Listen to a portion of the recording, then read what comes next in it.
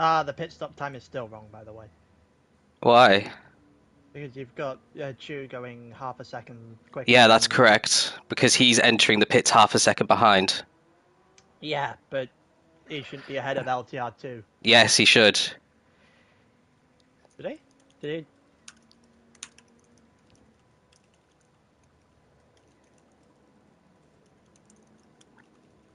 He goes last, new thing.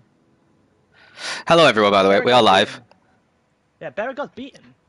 So I don't understand how Chu would be able to go Right, faster. okay, let me explain. There was like a tenth of a second or less between those two at the end. So he's going to start the race one position ahead, which means he's going to enter the pits half a second ahead, which means his pit time is going to... he's going to Yeah, a still bit hit the later, pits yeah. ahead of Chu, Yeah. even with the half a second. Hmm. Anyway, hello everyone. Do you want to just introduce things? I need to check my screen as well. Yeah, that's fair. Welcome everyone to second stint of the Daytona 12 hours. Those who started watching this morning, we actually had 40 people in at the same time, which is not, well, it was a lot of people, a lot of people. I don't know why I'm putting the share screen side to pin to side. It's not going to help me. We are into stint 2 now. This is going to be a longer stint, 2.5 hours.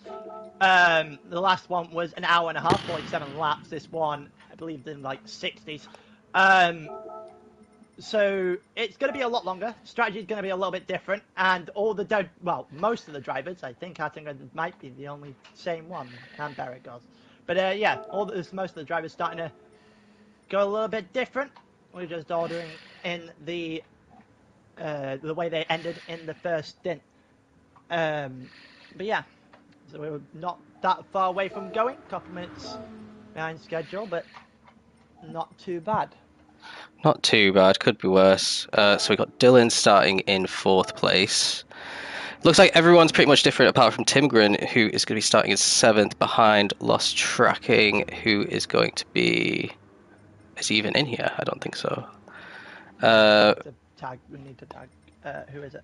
I think it's Lost Tracking 1. So like Fax team.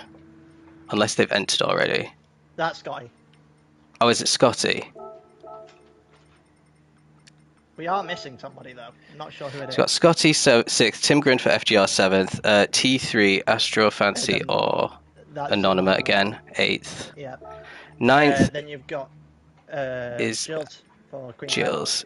10th is going to be Captain Eli, my teammate. That's Paragoz, he's going to be further down. 11th is going to be Apex Hunter, which is Slider. 12th is going to be Paragoz. 13th is going to be Raizku, 14th is going to be Jack, and then 15th is the team that disconnected, so are they just not joining? Let me tag him.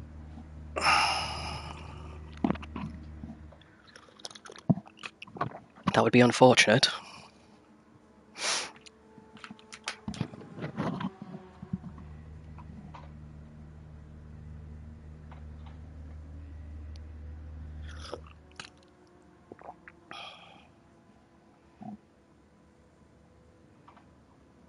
I know Hild was in the stream, that's why.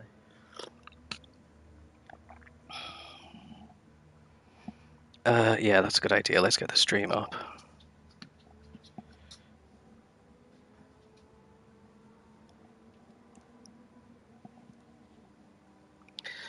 So, this will be nice. I could just relax for the day now that I've done my stint.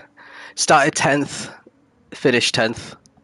Not too unhappy with that. Didn't whack it into the wall, didn't get damage. So I'll take that. I'm the one that resisted me with the longest. Yes, I did keep him behind for 2 and 2 corners, so I was pretty pleased with that. Jensen didn't resist as much as that. Well, you know, some people just are good at defending and some aren't, I suppose. Jensen didn't resist. Jensen decided to go behind him and work with him. I mean, Jensen won the stint, didn't he? So I was like 40 odd seconds down or something in the end. Yeah, okay, you started well. Right. Did I send the messaging announcements? I don't think I did, actually. I don't think you did, no. I just need to copy and paste the YouTubes.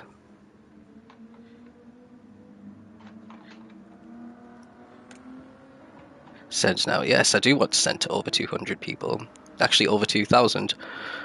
I thought I'd say they're missing a 0. I know, right? Missing a 0 on that one, Chief. Right, let's get started because we know the first lap is going to be a bit different this time. Everyone's going to be slow. Let me just put...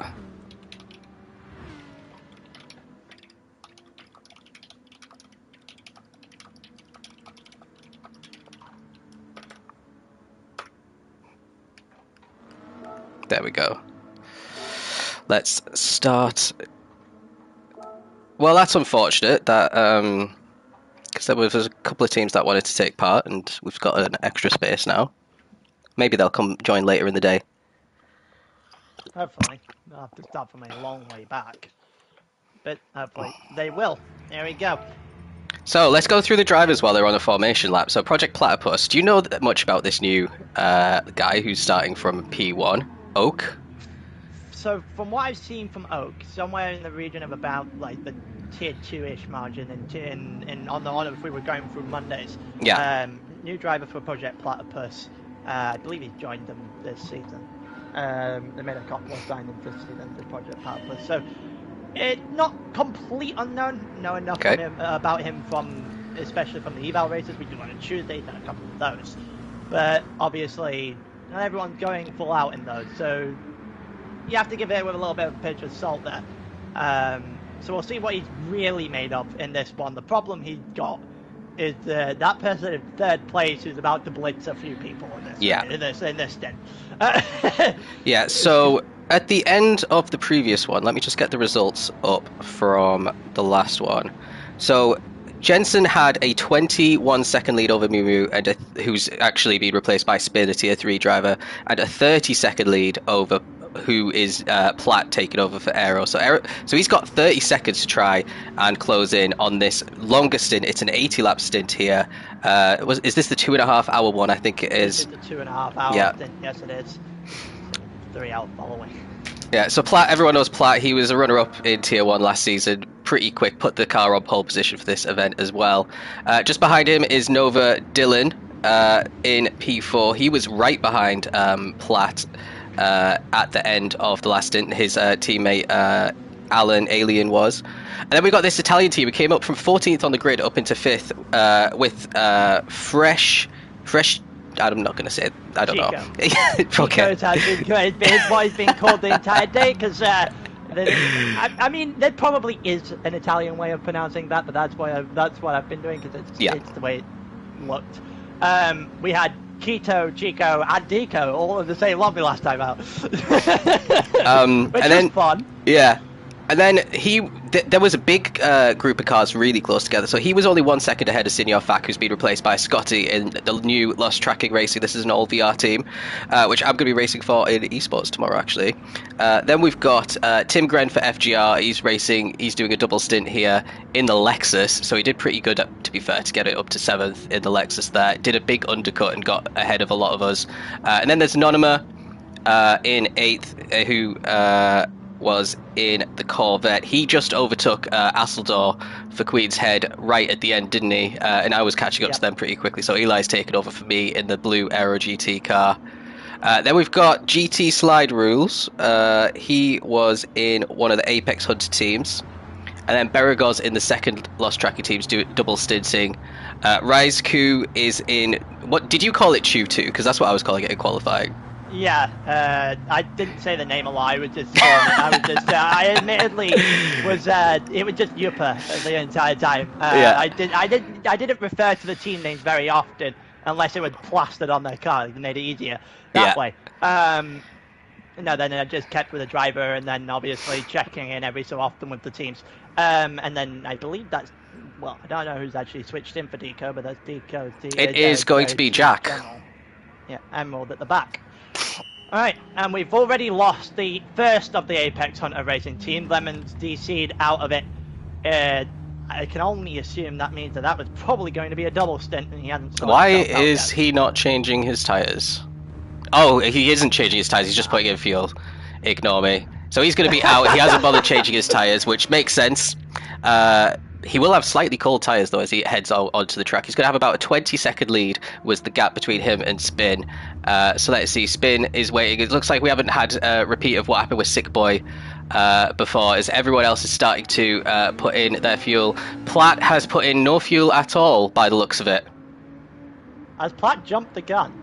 He's put in... Maybe he wants to do a really short first stint on these softs.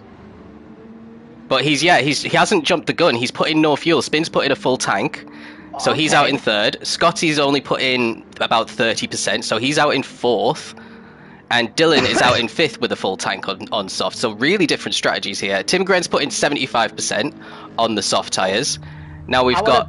I want to point out what the hell happened to Resistance. He waited a long time to start fueling, so he was in fifth.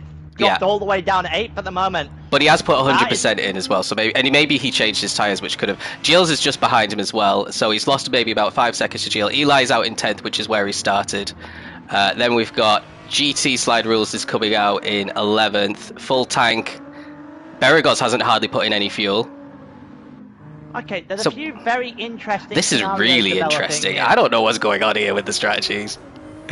Also, we can have a look at Platt and Spin, and that'll give you a rough estimate on how much fuel takes in a stint, then I guess, in a pit stop.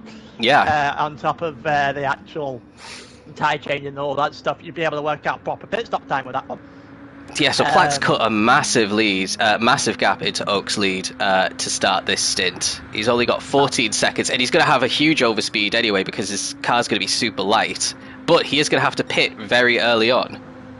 Yeah, he's going to have to do it in about 3 or 4 laps at most. So it's an interesting start here for Platt. Do you think this is a mistake? Do you think this is a mistake? I think it is. I personally... But then at the same time, there is a part of me that thinks it might be a mistake, and I assume the YouTube chat probably is going to tell us of course. But at the same time, if multiple people have done it... Well, it was only him. Let's have a look down. Full tank for Spin. Quarter for Scotty, so he did put in a bit of fuel. Jack is getting out of the way for people already, because Deco was almost a lap down at the end there. But yeah, it was really good actually. Everyone finished this one on the lead lap, which did not happen at Spa in this first stint. So yeah, Beragos is also on a quarter tank. Yeah, there's a few people that did it. I don't think you'd see that many people making the same mistake. I could obviously be very, very wrong. Yeah. That assumption. But I am very curious as to how this is going to proceed then. Right, let's see where forward. some close battling is. There is Resistance ahead by 0.8 of Jill and Captain Eli, so I think this might be where we see a little bit of fun. And we've got, what is it? What car's Jill's in? Jill's in the Aston, Resistance is in the Viper, and Eli's also in the Viper there. Yeah, Viper side of the Aston Martin, and what we saw in the first stint is that outside of Jensen, that Aston Martin started the foot. If the Aston Martin got overtook by anybody at any point, it fell back drastically. But it's good in the slip. It's got better tyres. It's decent in slip. It's got better tyres. It's got better fuel. The strategy favours the Aston Martin in a very considerable manner. Yeah, well, yeah, I saw Aston was the only one that did the one stop, right? Yeah. I thought I was going to get him, but it was really close at the end, to be fair. But I thought, no way. But he managed to make it work, so credit to him. Yeah, it's basically just watching through. Oh, that's beautiful. But yeah, it's basically just watching through for the Aston Martin. You get the strategy, you'll probably go one less, but the problem with that is that you'll have to go longer on your stints, and if you go longer on your stints, you're a little bit susceptible to everyone else, and well, the Viper's overspeed in the final banking in particular will make it very difficult if you are too close to a driver, at the very least. We saw it a few times, the Aston Martin not really able to overtake, but also can't really defend either. Yeah. So you've got to... What happened to the first team? Goose, I was about to ask you guys that, because Lemon DC'd and we don't know where anyone else is. We tried to get hold of no one joined the no lobby, one responded. But if they get their act together, they could join for Stint 3 because there is a maximum waiting time for each stint so that no one drops like 700 laps behind. So, you know, it's salvageable and you could rejoin and still not technically finish last with the way that we do it. So let's see what happens. Someone maybe have a word with the Apex Hunter team because, you know, other people wanted to race as well, didn't they, in that team? Yeah, that's it. It's a shame that we have two teams that actually didn't qualify that could easily have raced in the place of the team of the DC straight away.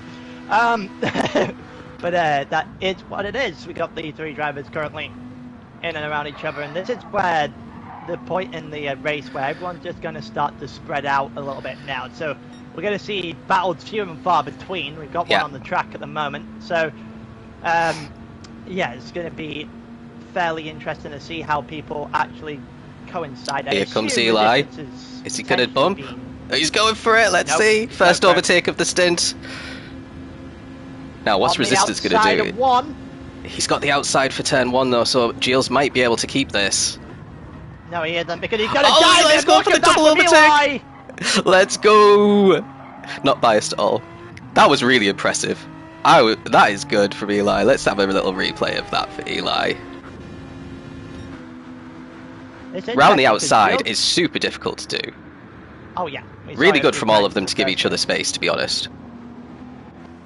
We saw it a few times in the first race where the outside line just really didn't give you much of a line to really make any sort of move. It was always go wide and then dip back underneath.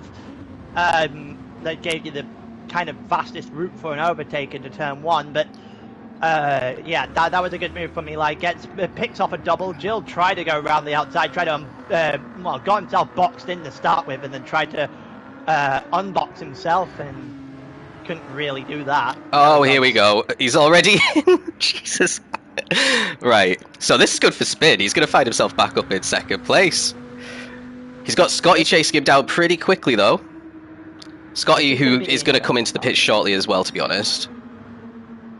This is going to be the interesting part of it. How much of this is strategy? I don't think this is strategy. Look, I'm in the Aero team. I'm in the server. I've never seen anything about. I mean, unless this was a secret one for their car, because we have different threads for each car. But like, I never saw anything about short. Like, what is the logic? I don't know. There is none. But so it must have been a mistake, surely. I would like to think it's a mistake. It makes it a little bit more interesting for the entire grid, by the way, if this is a mistake, because, well, Platt, in theory, going into this stint would have been 2.5 hours, and no offense to anyone else, being comfortably the fastest driver on the grid. It was going to be a very difficult situation for people to hold him back if he got anywhere near them. Mm-hmm. And now he's got a lot more work to do than he did prior, so it's going to be very interesting. Onto the medium tyres, so maybe he just wanted the fastest lap, which means absolutely nothing, but I mean, it might just have been a quick get a couple of laps in, try and figure out the times and get into a rhythm early. Then go on to the mediums, do the mediums. Don't forget, everyone has to do well, they're going to opt to do medium and soft, but they have to use 2 different compounds of tyres throughout the race, throughout each stint rather than the race itself.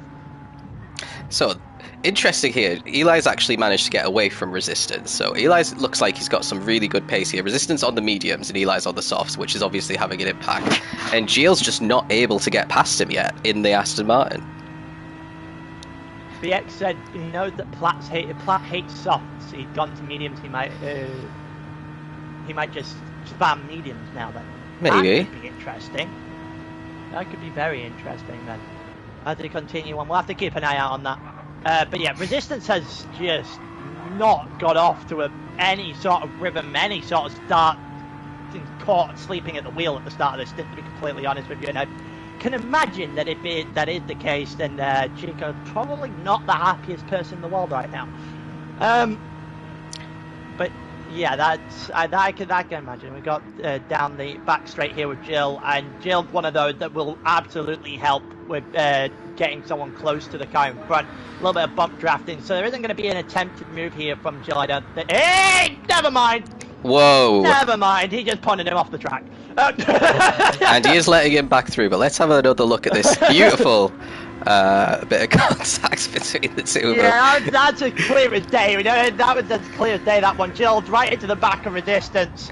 Really... ALR's head steward, right there. Yeah, that was just a mess. Good news for Eli, he's 3.4 ahead now. Yeah, you got that one so wrong from so many different angles. It's just not a good start for Jill, that's a sign. I wonder if that gave him damage, out of curiosity. That was let's have a look. Where was he? 9th? No, he doesn't have any damage, it's fine. And Jill's on the front. Did anyone get damage in the first stint? Or, like, was there any incidents? Yeah, Lemon's got it twice. Okay. Lemon's got it twice, and Lemon's apologised for hitting you, so... Me? I assume so. Oh yeah, I did get a few little bumps to the rear, but that was just on the infield because I had like minimum downforce and the car doesn't turn. Scotty's in the pits as well. This maybe was a strategy for Scotty because he did put in some fuel, unless his finger slipped. I think it might have been a strategy for both of them. We don't see the vision of it yet. I mean, that's the question. I mean, there's obviously we'll see at the end of the stint who's in P1, to be honest. I'd say we're like, what, 14 minutes into a 2.5 hour stint. Yeah. We got a long way to go to figure it out, but I think, I personally think that one person making that mistake is a mistake. 3 people making that is either a lot of people didn't read the strategies in their chats beforehand, or this is actually planned. Either or. That's going to end up in a third. Yeah, this is what I was going to say. FGR just spawning into 3rd place all of a sudden with ahead of Nova. Well, actually, Tim Gren's looking about a second, at least a second and a half quicker on the same tyres. Yeah. So he's really dialed in. Obviously, he's had the benefit of already racing for an hour and a half. Let's see if he can keep it up, because he'll have been racing for about 4 hours non-stop by the end of this one. Yeah, and I will give Attingren credit. So Attingren at the start of the first stint didn't really find a rhythm, but you could tell as it was going along, and as soon as he got into the clean air, he started pumping out the lap time, and he figured it out very quickly. I noticed that because he just got a penalty, time penalty, and then he ducked into the pits on like lap 12, which I thought was super early. I was like, yeah, he'll get the undercut on us, but his tyres won't last. I was wrong. His tyres were fine, because he is one of the quickest drivers on the track anyway. He's just chosen just a strange car, but it's in 3rd place, so what can you say? Yeah, it's going to be, well, currently, I think it was 12 seconds behind Spin, and I reckon that gap might start to shrink as we go along. So Scotty, by the way, has come out just behind Anonyma in 7th place, and just ahead of Captain Eli. Softs, by the way. On fresh soft, so yeah, he should be able to get past Anonyma fairly quickly here. Then you got Captain Eli with a good 4.5 second lead over Resistance now, who's now 4.8 ahead of Giles. Something's happened with Giles. I think it was on the previous lap. Yeah, he was already far back behind, never mind. Yeah, 49 there on lap 7. So not going too good for Queen's Head right now. No, definitely not. It's been backwards since the start for Queen's Head, which is not a good sign. He spun, Mortals just said. Does he have damage? No damage at least. Got away with it. Yeah, only losing about 5 seconds is not too bad.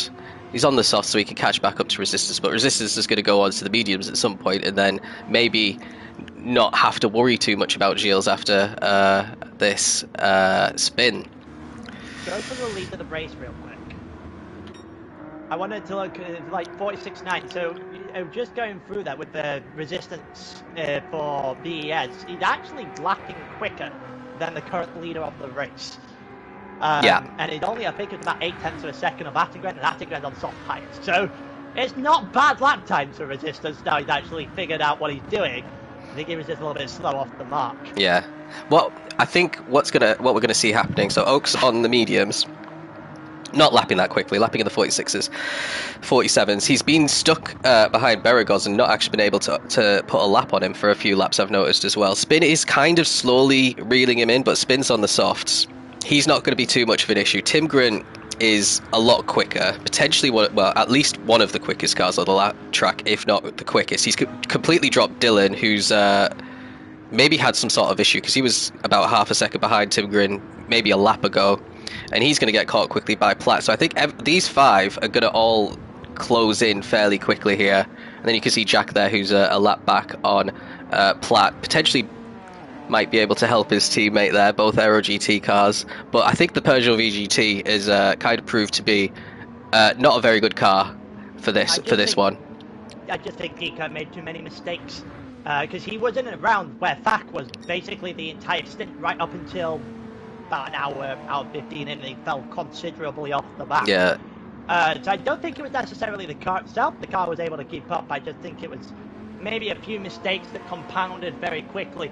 And also I have had a message from AHR, and to quote Pezza GT, who messaged me, AHR 1 has been a shit show, unfortunately. Don't know if they'll be able to drive for the rest of the race. That's unfortunate. I mean, if any of them want to do it, they can. Like, they're welcome back if you want to tell them that.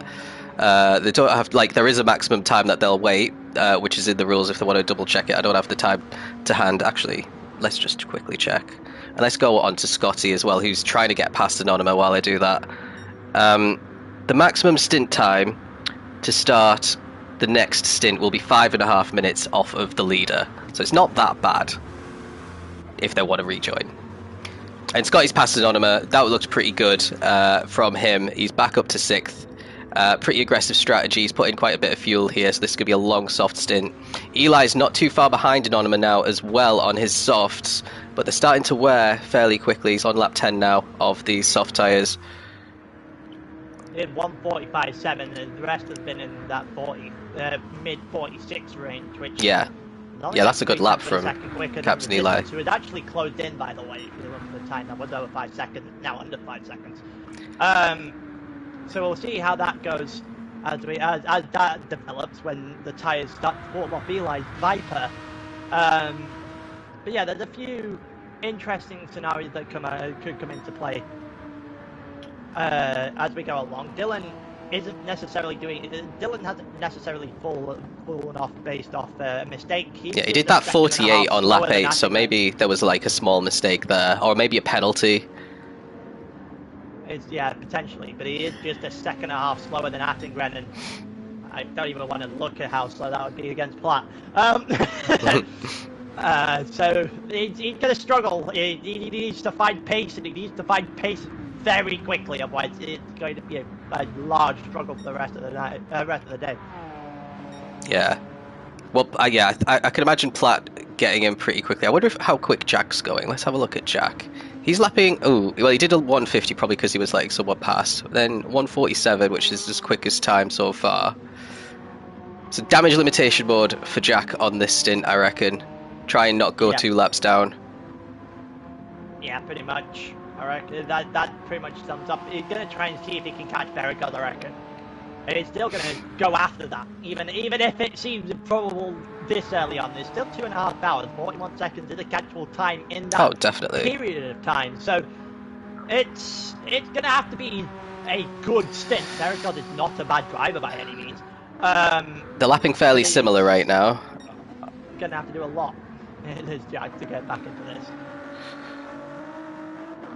My volume is a lot lower than Ross's. Is that better? Yeah, you've got a bit louder now, for me anyway. I moved my mic further away earlier because I was sort of in fear of being too loud for my own stream. That is what happened. But I guess being in the second, being not the one actually streaming, probably affects that sound a little bit. But yeah, I hope that's. Maybe I'll pull my mic a little bit further away as well to even it out. I don't know. I've got a new mic. I got a new mic for Christmas, a Logitech, so maybe that's why. Here we go. Platt has caught up with Dylan, so let's ride on board with Platt and see how this one shakes out. I can't imagine. Platt's not going to get him here, but with a 6/10 of a second gap, all this takes is one good bus stop chicane. He needs to get a good exit out of the bus stop chicane, and they'll be able to blast by the Nova car in front of them, and that's what we were seeing mostly in the first stint. Everyone was not really opting for moves into the bus stop chicane, but rather doing this. Instead, getting that exit and just going around the outside on the banking, getting high up, and seeing if they can make the move stick that way, albeit it was usually a lot later into the corner than what we've currently just watched Platt do. Yeah, Dylan made a mistake through the bus stop. He actually was a bit lucky not to get a penalty there. So yeah, P4 for Platt, but look at the gap to P1. It's 37 seconds still. And where was it at the end of the first stint? It was 24. Actually, it would have been towards 30. It was 30, so he's currently 7 seconds off of where he started with that extra pit stop. Which makes it interesting, because if it is a mistake to only lose 7 seconds off where you were in the first place, it's not bad in the slightest. Yeah, it's not too bad. If it's 7 seconds for a pit stop mistake, it's actually probably the best scenario you probably could have hoped for. If it wasn't a mistake, then we'll see. You have to see where the strategy folds in later on in the stint. But yeah, it's going to be very interesting. I'm actually fairly impressed with Keto, and I want to give him a shout. I didn't properly do this in the actual thing. I want to give Keto and I want to give ALR as well. Those two a shout out for. Well, yeah, it looks 30 seconds. Looks pretty bad when you look at it that way. But to hold on to the back of Jensen and actually hold Jensen back in Keto's thing for what was it, like 20 laps in the end by the time Jensen actually made his move to the lead. Is fairly impressive. To stay within 30 seconds of Jensen and Mumu over an hour and a half is impressive. Yeah, definitely. So I'm gonna give Keto and I'm gonna give Alien for Nova a lot of credit through that first stint. So not a lot that I gave them in the actual stint, but they definitely deserve it. Vericos has got one person already. Yes, wonder what happened with Raizku. He's come into the pits and put on a new set of soft tyres. Lots of Finnish drivers in this lobby. We've got 3. Yeah, very good. There also 3 in the last lobby as well. Yupo was also. I have a funny feeling that team might all be Finnish. Okay. Because that's 2 of their 30 drivers have been from Finland at this point, so that would give me reasonable suspicion to think they probably all are. It's always nice to see a new team join this kind of race. This kind of race. I'm hoping we get a lot more in the future as well. eSports starting to grow at the same time. It's lovely to see an ALR seeing all these teams come back to do these kind of races. But yeah, we've got Eli right on the back of Anonymous here. Anonymous should be in a lot more of a rhythm. He did just drive an hour and a half. I don't know what tyre he started on here. He did start on the mediums. Mediums, yeah. Last time, yeah, and he is on mediums again. So that does check out as to why he is slowly but surely dropping back. Eli should get him here then. This should not be too difficult of a move, sliding a little bit too much there on the exit onto the banking. That might hinder his chance to get him or get close enough to him before the bus stop chicane. That might actually be a benefit. That way he doesn't get any sort of hold up through the bus stop chicane. The exit is what Eli needs, and this is what they're focused on. The entry, not so much. It's not really He's too lifting big a unless lot you're going here. for a move. And he brakes a little bit too late. Yeah, you could tell that was coming from quite a long way away. He just never got his car turned in early enough, and I thought he was going to avoid the penalty. Just make it worse. Half a second's not actually too bad at Daytona, but it'll take him a good few laps, or maybe he won't even be able to catch Norma because the crossover point with the mediums is about to arrive if it hasn't already.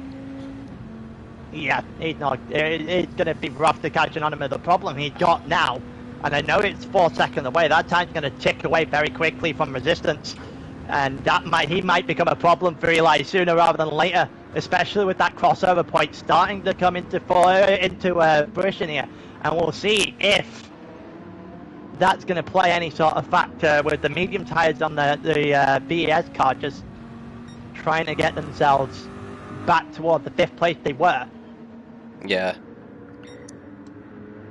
But we'll see. Anonymous on the mediums, resistance on the mediums. Eli now 3 seconds off the back of Anonymous, so that is a lot of work he's going to have to do again to catch up to the back of the Corvette in front of him. Yeah, I was interested. Me and Anonymous were on pretty much the exact same strategy, and from what I could see, we were just lapping identically for the whole of the first stint. So yeah, Eli's putting in a bit of a shift here, to be fair, to be challenging Anonymous. The tyres are definitely helping him, admittedly. Or were helping him, rather. I don't think they're doing too much anymore. I do think that if in Anonymous' point of view, he's dropping fairly off the back of Scotty. Scotty obviously pitting once already as well is not... Well, it's a good sign for Lost Tracker Racing, admittedly. Not a great sign for T3 with Anonymous there. Quite... So, well, fairly off the back of this front six. Yeah, I'm still a bit confused about everyone's strategies. We've got Platt, who's only 5 seconds behind Tim Grin. He's shaved another 4 seconds off of the lead as well since we last checked in on him. I would like to point out, he is doing 45.8 on a medium tyre. Yeah. If you want to go up to, I don't know, Attingred himself, 47. that's the difference in the times. Yeah. But his tyres are pretty shod. I think he might even be coming in at the end of this lap. Even with the tyres at a good point, you can look and you still have the lap time from 10 through 7. And they were on the edge of the 46, so Platt is still quicker. Yeah. So, I just think Platt wanted to get into a position to do on the to be on the mediums early, potentially see what he could do. I mean, if it's true and he just wanted to get off the softs, then you know he knows a lot better than us about strategies. To be fair, doesn't he? So I can sympathise with that, and I know that's maybe not the right choice of words in that scenario, but being in the difference between softs and mediums, here's someone who does, if he does hate the softs, I can understand that. Yeah. I am very much in the same boat. My mediums and soft tyres are just too close to each other to even care about the soft tyre. Obviously Platt's a little bit different. His soft tyre just casually a second quicker than the guy currently going. Spin is in. Which is interesting. So is he even going to put in any fuel here? Because he has 38% left, which is a strange amount to still have when you're coming in the pits. And you were in control of how much. Dylan's coming in as well. Scotty carries on, so he's going to move up into 4th place because he pit a lot earlier. Yeah. Anonymous won't be coming in. Captain Eli. And Should Resistance 2.3. Yeah, I'd say, yeah. The Resistance has cut that gap down massively. I think he's figured it out. Resistance is someone that is completely new to ALR, by the way. So yeah, basically the whole team are, yeah. This VEZ team, who are in eSports as well, I think. Oh, yeah, look at this! Anonymous just manages to get ahead of Spin. That's really important for Anonymous because he'll probably feel quite confident of driving away from Spin, even though Spin's on the fresh softs. Yeah, he might think that he's going to have a slight advantage over Spin, I reckon. Let's see where Nova came out. And see it.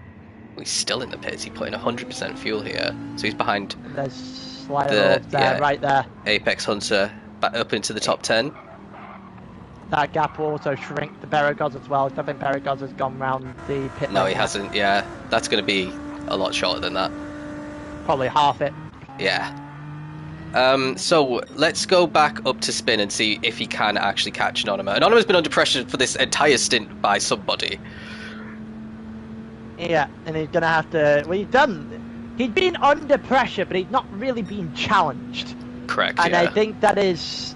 There's a distinction to be made there, because admittedly, he's on the medium tyres, he's on the slower tyre compared to what Spin's on, what Eli's on, and has been from the start after going into the pits. And he hasn't really looked like he's losing that position at this point. Eli made the mistake going for a move, which, well, trying to stick onto the back of Anonymous, which was botched quite badly. Dropped him away, and now Spin isn't really making any sort of a dent into Anonymous here at all either. So he's just composed. It's composure, I think, from Anonymous right now, and I don't think he's not rushing anything. He's keeping everything as controlled as he can do, and as he's going a little bit wide there. Gained a chunk of time in turn 1 though. Only half a second back now. So this is the infield section, and he's on the fresh soft, so he's going to really set himself up if he could just nail these corners, Spin, and potentially get Anonymous on the run down to the bus stop. But whilst that's happening, let's see where Tim Gren's come out. He's behind Giles by about a second. Did he Did Eli go into the pits? Eli has pit as well, yeah. So he's he's putting in a lot of fuel here.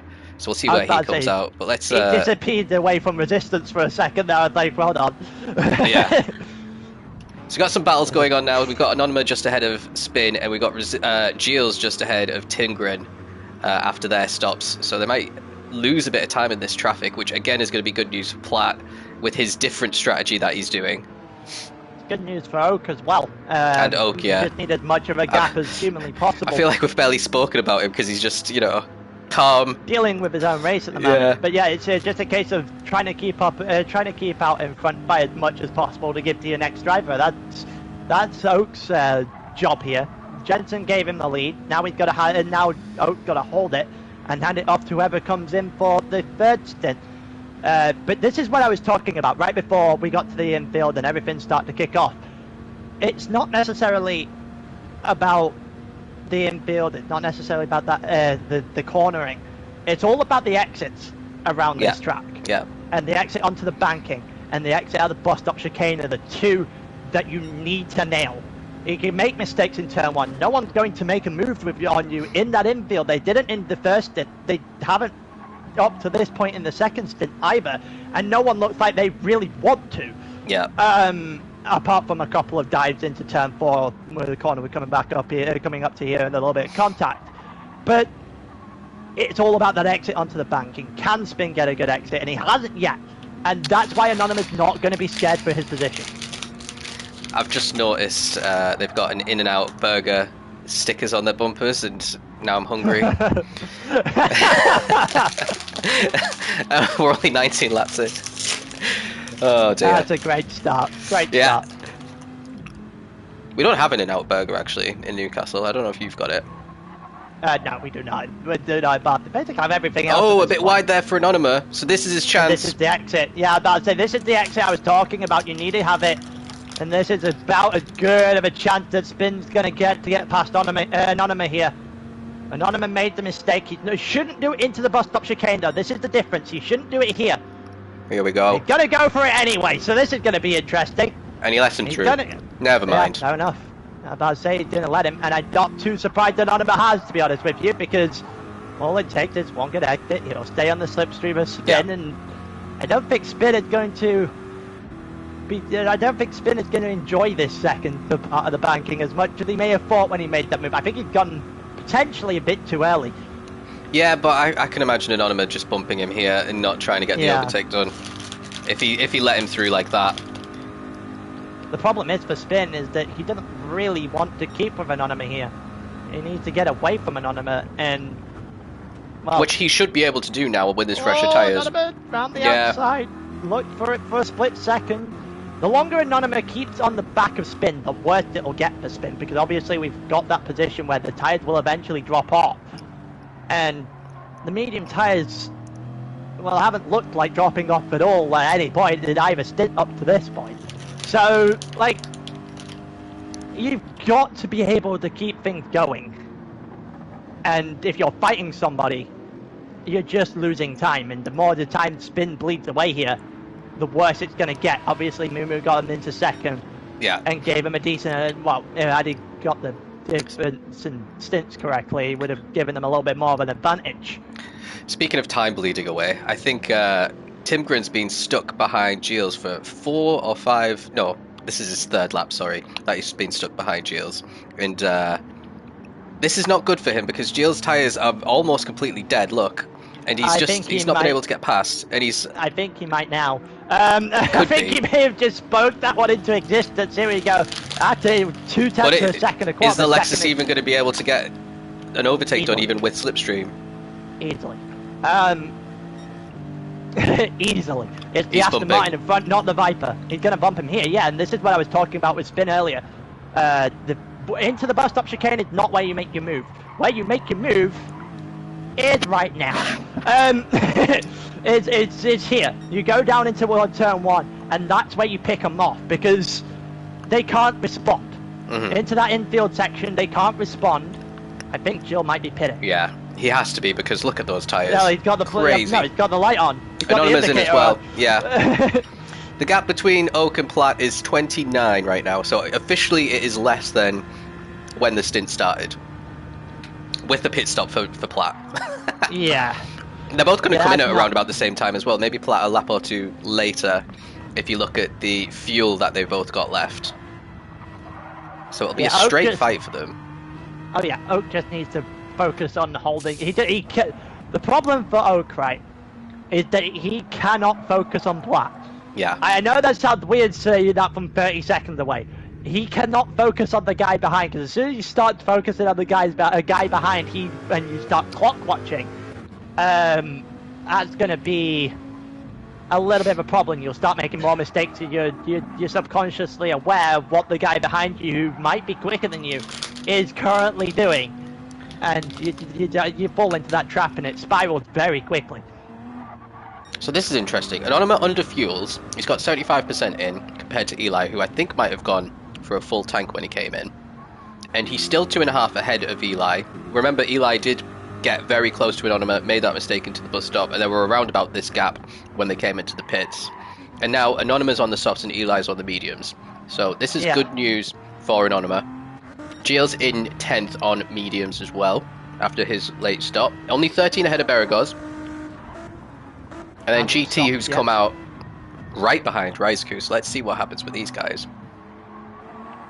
Yeah, Beragos I don't think has stopped yet. So... No, he did. He was one of these very early... He did the Platt strat. One of the early ones, yeah. Which means he's probably in very soon. Ooh. That did not look good from GT slider road in the slightest there. No control of the car or the exit. AHR started well, and, well, the rest of it has fallen off very quickly. Yeah. It's fallen off the rails without much of a question there at all. Didn't quite go that way in Spa, but yeah, they need to figure it out, and they need to figure it out very quickly here. Finish driver's going through the bus stop chicane slider roads, going a little bit deep, but he's also... I think he got away with himself, it. Yeah, he's going to get away with that, and he's going to get himself close enough to Raizku to actually try something potentially down into turn 1. Jack, 45 seconds off the back of the pack, and not controlling that Peugeot VGT in the slightest. Oak in the pit, so I'm guessing he's going to go on to the softs next. It was 27, by the way, to Platt, so Platt is chonking that timeout. So yeah, he was 47.1 compared to a 46.1, so a full second a lap. Platt is quicker. Is there a pit stop here for Platt? No. No, I think one more. I don't think he could get 2 more with that. Maybe he can, I don't know. No, you can't. No? Okay. No, you cannot. From what I was seeing in the first hit, don't even bother trying. So will Scotty come out ahead of Oak? That's the question. It depends how much fuel he's putting in. Thing for Oak. If he got caught up, he's got up to 100%. If he gets caught up right behind Scotty, that's a problem. If he gets out with enough space either side of Scotty, well, there he is. Ahead. Yeah, there you go. Out ahead. No, crisis averted there for Oak then. A full tank on softs though. I don't know why you would put a full tank on. Probably just gonna go repeat soft stints for as long as he can, I reckon. He did the mediums to start, remember, so he doesn't have to use the mediums at all for the rest of the race. He's going to be on the soft the entire way to the end, more than likely. So, not on that set of soft, but softs nonetheless. Let's see what Resistance is doing here. So it looks like Anonymous and Eli have actually got him. And then there's a big gap back to Gilles.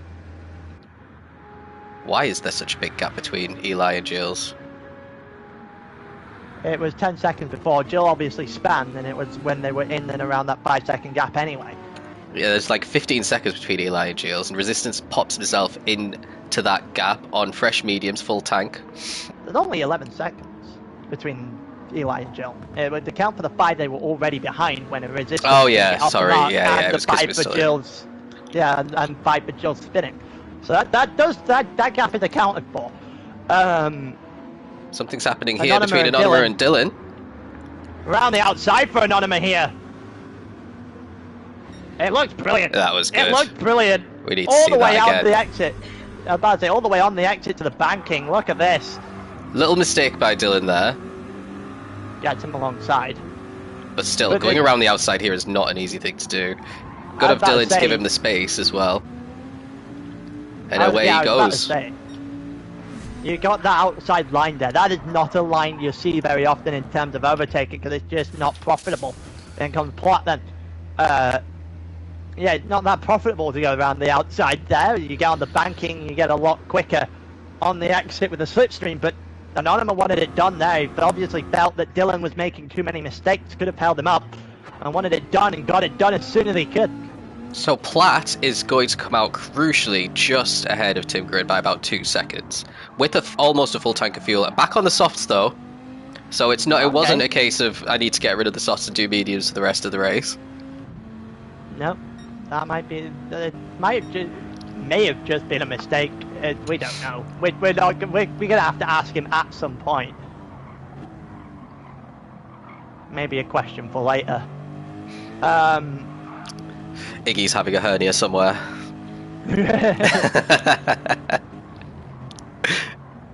I'm pretty sure Iggy's around somewhere as well. No, he is. He's doing race engineering for all the Aero boys in a separate chat.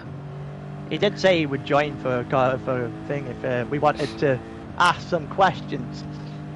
So if we wanted a idea, we could bring him in. I got a question for the chat. Platt is 10 seconds behind Spin. How many laps until he's ahead of Spin? They're both going to be staying out for at least 6 or 7. Scotty's in. Scotty's in. So that'll promote Spin back up into second for now. Interesting. So over a quarter of the way done with the stint. Platt 27 off the lead still, so that hasn't really changed on the exit of the pit lane at all. And Attinger dropped off Platt just a little bit there. Obviously, yeah, he's not going to be able to keep up. Yeah. Yeah. I wonder. There's obviously 10 seconds. I think it's more a question how long it takes for Platt to get to Oak, rather than it. Well, the gap's still 27. Oaks, they're both on the soft, so it's identical lap times now, so we'll have to see when they start actually setting times without the outlap. Yeah. But yeah, I'm expecting 44s for Platt for a good few laps here. Currently 2 tenths down in his best lap, looking at the high 44s at the moment after the first sector, and that probably is still going to be enough to take a chunk from Oak. If Oak doesn't find the pace to kind of match it. Scotty's come out in 5th, so he's still looking really solid, 10 seconds ahead of Anonymous as well. Anonymous gapped 2 seconds to Dylan, and Captain Eli is catching up to him pretty quickly now. Yeah, and I think Eli's going to try and make this move down, probably towards turn 1. I think Eli is one of those guys that is patient enough to wait, unless he sees a mistake coming out of the corner prior, and actually, if anything, the mistake came from Eli. Yeah, just because you said that. How do I say it? It's the commentator's curse right there. But yeah, Eli made the mistake. That'll hamper his chances of getting him anywhere near the bus stop chicane, but that might actually be a benefit. Yeah, exactly. This is the perfect gap for this part of the track. Don't forget he's been in this position before and made the mistake right on the back of Anonymous. No, don't make it again! He may be about to do it again! No! No, it's alright. It's not a good one, but he's not going to get a penalty. It's a horrible chicane! It's a horrible chicane, that! Eli, stop panicking, man. Just brake a little bit earlier. He has absolutely mangled that chicane. Jesus, that is... The good thing is he's got the pace. He's got the pace to get Dylan and potentially stick with Anonymous and finish the stint much stronger than we started it. So Klinger said 5.3 lap. Yeah, everyone says less than 5 or less than 5. Yeah. So it's been 2, and the gap has gone down to 8.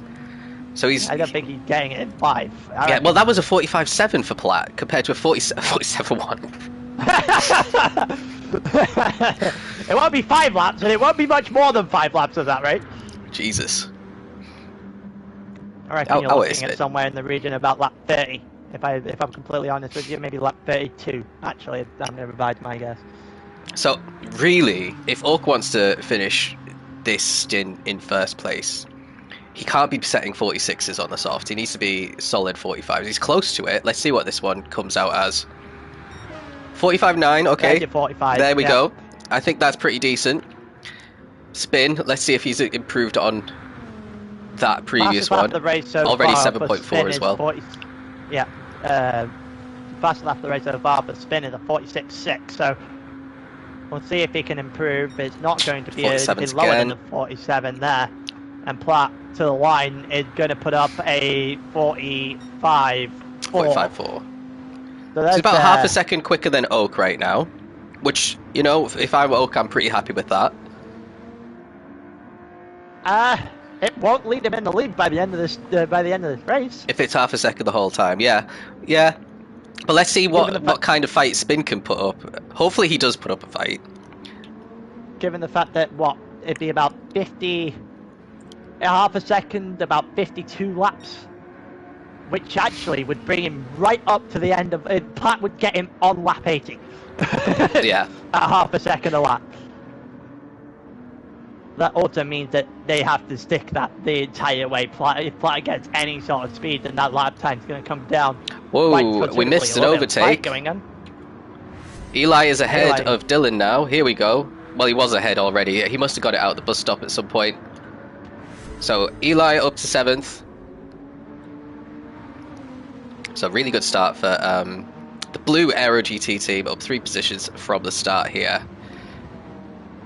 Yeah, actually the only Aero GT team to make progress so far. Jack, let's have a quick look at Jack. Where is he? He's in last, but he's 46 on the back, seconds. Yeah. I mean, if he can stick with these guys, it'll be pretty decent. Maybe he'll try and get an overtake done here. He needs to get past Dylan. And then he could work with Eli, even though he's a lap down. They're on the same team. Well, they're not on the same team, but they are part of the same actual overbranch of team. I count it. Hey, teams can enter as many cars as they want into this. Okay, so Dylan's deciding not to fight that one, which I think's pretty clever. Jack on the softs. Now, come on. This is a good opportunity for these two. Yes, Tier 3 drivers. Both of them are favourites, I think, for Tier 3 as well. Although I didn't put either of these on my predictor. I haven't done mine yet. Well, I'm not going to say who I've put, though. I'm not revealing my secrets until after the deadline. There's a bit of bump drafting here for Jack, yeah. So Jack's going to try and use this as much as he can to try and get as close to Beauregard as he can. This is the 45.9 on the last lap for Jack, and that is on the same pace as the leader. So yes, he's maybe not closing in on the lead, but he is going to be closing on to the rest of the grid. So he is chalking out some time. Bump drafting is absolutely massive here if you can make it work. So it's going to be a big question of if these guys can just not trip each other up, essentially. Well, the problem is they've got 2 cars that don't turn in the infield, so... I mean, they're already driving away from Dylan as well on his mediums. So Dylan's really struggling at this point. Anyway, let's go back to the gap between Platt and Spin. The gap's 4.4 now. So much for the half a second a lap to Oak in front. That gap is now 25. Yes. 26 too. You have to be consistent as well, that's the thing. So much for the half a second a lap stick. I somehow think that gap might be covered a lot earlier than lap 79. So let's have a look. So Oak's at a 46.5 there. Spin is going to set a 40, still in the 47s. And this is going to be a 45 something, isn't it? 45.3. 45.3. Okay. That is just 7/10 of a second quicker at every turn. It's just... And Timgren just can't keep up with them either. Timgren in the 47s, but on the mediums. Scotty in the 45s. Let's go, Scotty. That is some good pace. At 45.8. Maybe he'll catch Timgren before too long, actually. Timgren will need to get back on softs and put some laps down, honestly. Eli 46.8 needs to find a little bit of pace as well. Yeah, but he is leaving Dylan in the dust there a little bit. Anyway, let's stick with these because this is going to come to a head fairly soon. Not in the 5 laps that we expected, though. I did say, I originally said lap 30 and then revised it for 32. I should have just stuck with my original, with my guts. Should have just stuck with my guts. We got 41 people watching. 41? Good, yeah. That has to be more than what we were having in Stint 2 in Spa, for sure. I think so. Well, welcome everyone. If you could do us a favour, we've got 41 people watching and we've got 2 people who've actually clicked the thumbs up button. So let's get a few more thumbs up going and see if we can have some reach on YouTube to people outside of ALR. Let's see if we could do that. But yeah. All the stuff like subscribe, etc. Yeah, we got 2 seconds on the way through here for Platt against Spin. You should probably take the please refuel off some point in the next. Yeah, okay, because we don't see that many. Hold on, don't exit. Fuck. Watch out, just do that and then do that. As I say, we haven't seen that many overtakes. Yeah, we're not going to see too much. We'll have to use the replay function as often as we do in eSports, where there's just no point in taking it off because as soon as you do, there's some carnage. Everyone's just so far away. We might be wise to get someone in and do a little bit of a driving interview in a minute. Here, once Platt's gone by, might reach out, see if like Iggy or someone can explain the strategy that's going on. That would be good, actually. Yeah. But we'll see how long it takes for Platt to do this, because he's inside the second now on lap 30. As we said before, it's all about the exit of this corner and the exit of the bus stop chicane. It's probably not likely to be here, or is it? Might actually be done on this lap. He's within 7/10 of a second now. That Viper is just going to chew into Spin's position here. It's now within 6/10 of a second down toward the bus stop chicane. The slipstream's going to bring him within a half a second more than likely. As we go down to the bus stop chicane, he brakes. And he doesn't do any a little bit further. Here we go. Look at that exit! Look at that exit compared to Spin, and that was the point I was making earlier on. Just chalk the entire gap away, and the slipstream is going to do the rest as he comes round to the end of lap 30. Is Platt going to get the move on Spin? Either going up or down, he goes to the outside, and quite frankly, this should be an easy move. Spin just going to be caught sleeping a little bit here. Platt, all the speed in the world, round the outside, had the car left, but had the position on lap 31. Spin lifted. I'm disappointed in Spin. Right, where's the...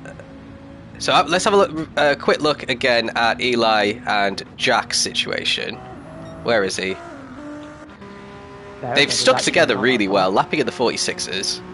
And he's also caught 3 seconds on Berigos since the last time we were in the last time we saw it. He is 2 seconds slower. Actually, no, 2 seconds quicker than the lead, I think it was, in the last couple of laps. So he is roughly maintaining a gap to the lead. Yeah. But is catching elsewhere. Now we've got Berigos has been overtaken by Raizku at some point. So there's 2.1. That was recent. That was recent. Yeah, so he's lapping in the 48s and 47s. Raizku looks like he's just come out of the pits on fresh softs, actually. So he's got an overcut done on Berigos here. So well done to him for that, in the Ferrari as well, which is a really fast car around Daytona. It's an MR car, and it's I think the only MR on the track today. So you're always going to struggle a bit more with the rear tyres on this oval section where it shreds on the rears. Yeah, it's going to become a problem. And this is why most of the people went to the same kind of cars. So if you're going to at least shred the tyres, at least be in a car that's got straight line speed that goes all the way to the likes of a Viper, for example, or a Peugeot VGT, albeit that is currently at the back after an awful first stint. Dylan's going to be under fire from resistance here. Yeah, this looks like the next big one. Dylan now 4 seconds behind Captain Eli. Unfortunate for him that he wasn't able to keep up in the slipstream of the 2 ahead, because if he had, he'd be not crapping his pants on the Italian approaching him pretty quickly here. But yeah, that is fair.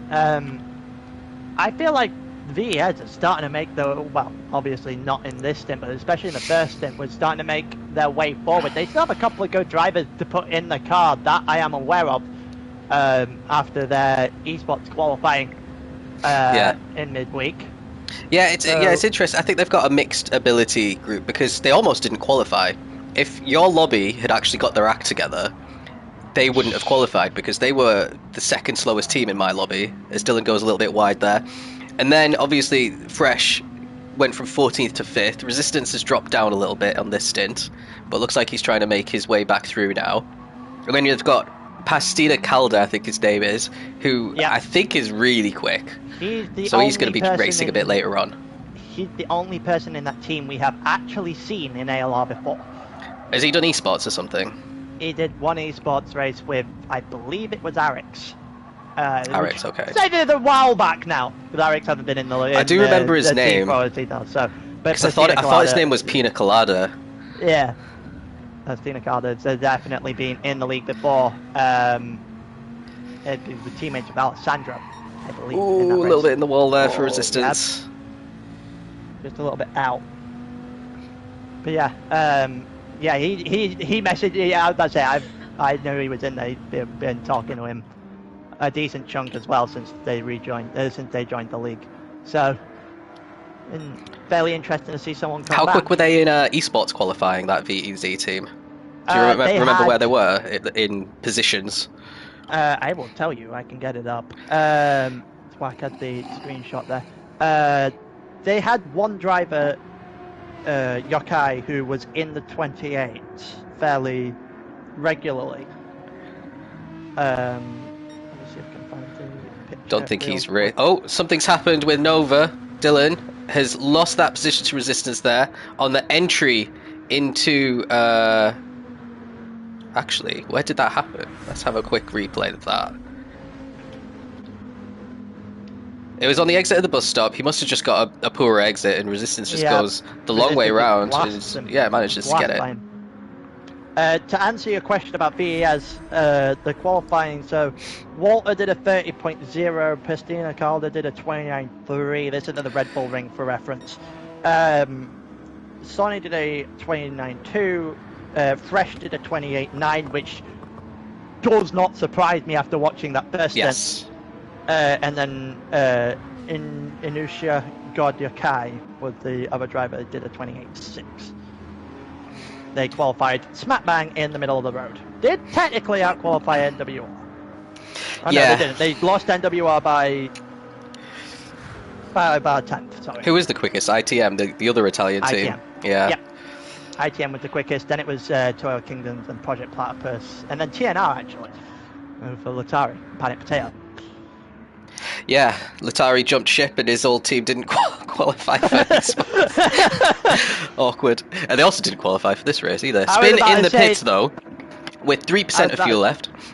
I was about to say, it all happened in the exact same period of time as well, because they did their qualifying on Wednesday afternoon. Floppy but left the qualifying for eSports midway through the eSports qualifying to join the Daytona qualifying.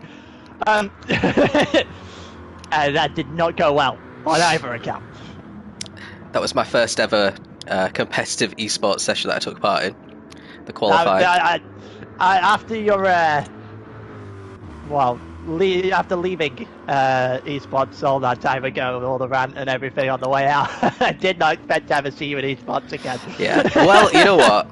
Fak asked, and to be honest, all the assholes aren't competing in eSports anymore, so I don't mind. I won't be on track with the fastest guys. I'm expected to be in Lobby B and C. Although, I will say, I did expect qualifying for that season to be a lot more difficult than it was, because I had a look at my top 3 times from my session, and if I just took those 3 times alone, I'd have still qualified on my own for the eSports season ahead of the teams that didn't qualify. So I was thinking, like, I thought there was going to be, I don't know, I thought the people that didn't qualify were a bit quicker, I guess. So I'm feeling a bit more confident about my chances than I was before the qualifying anyway.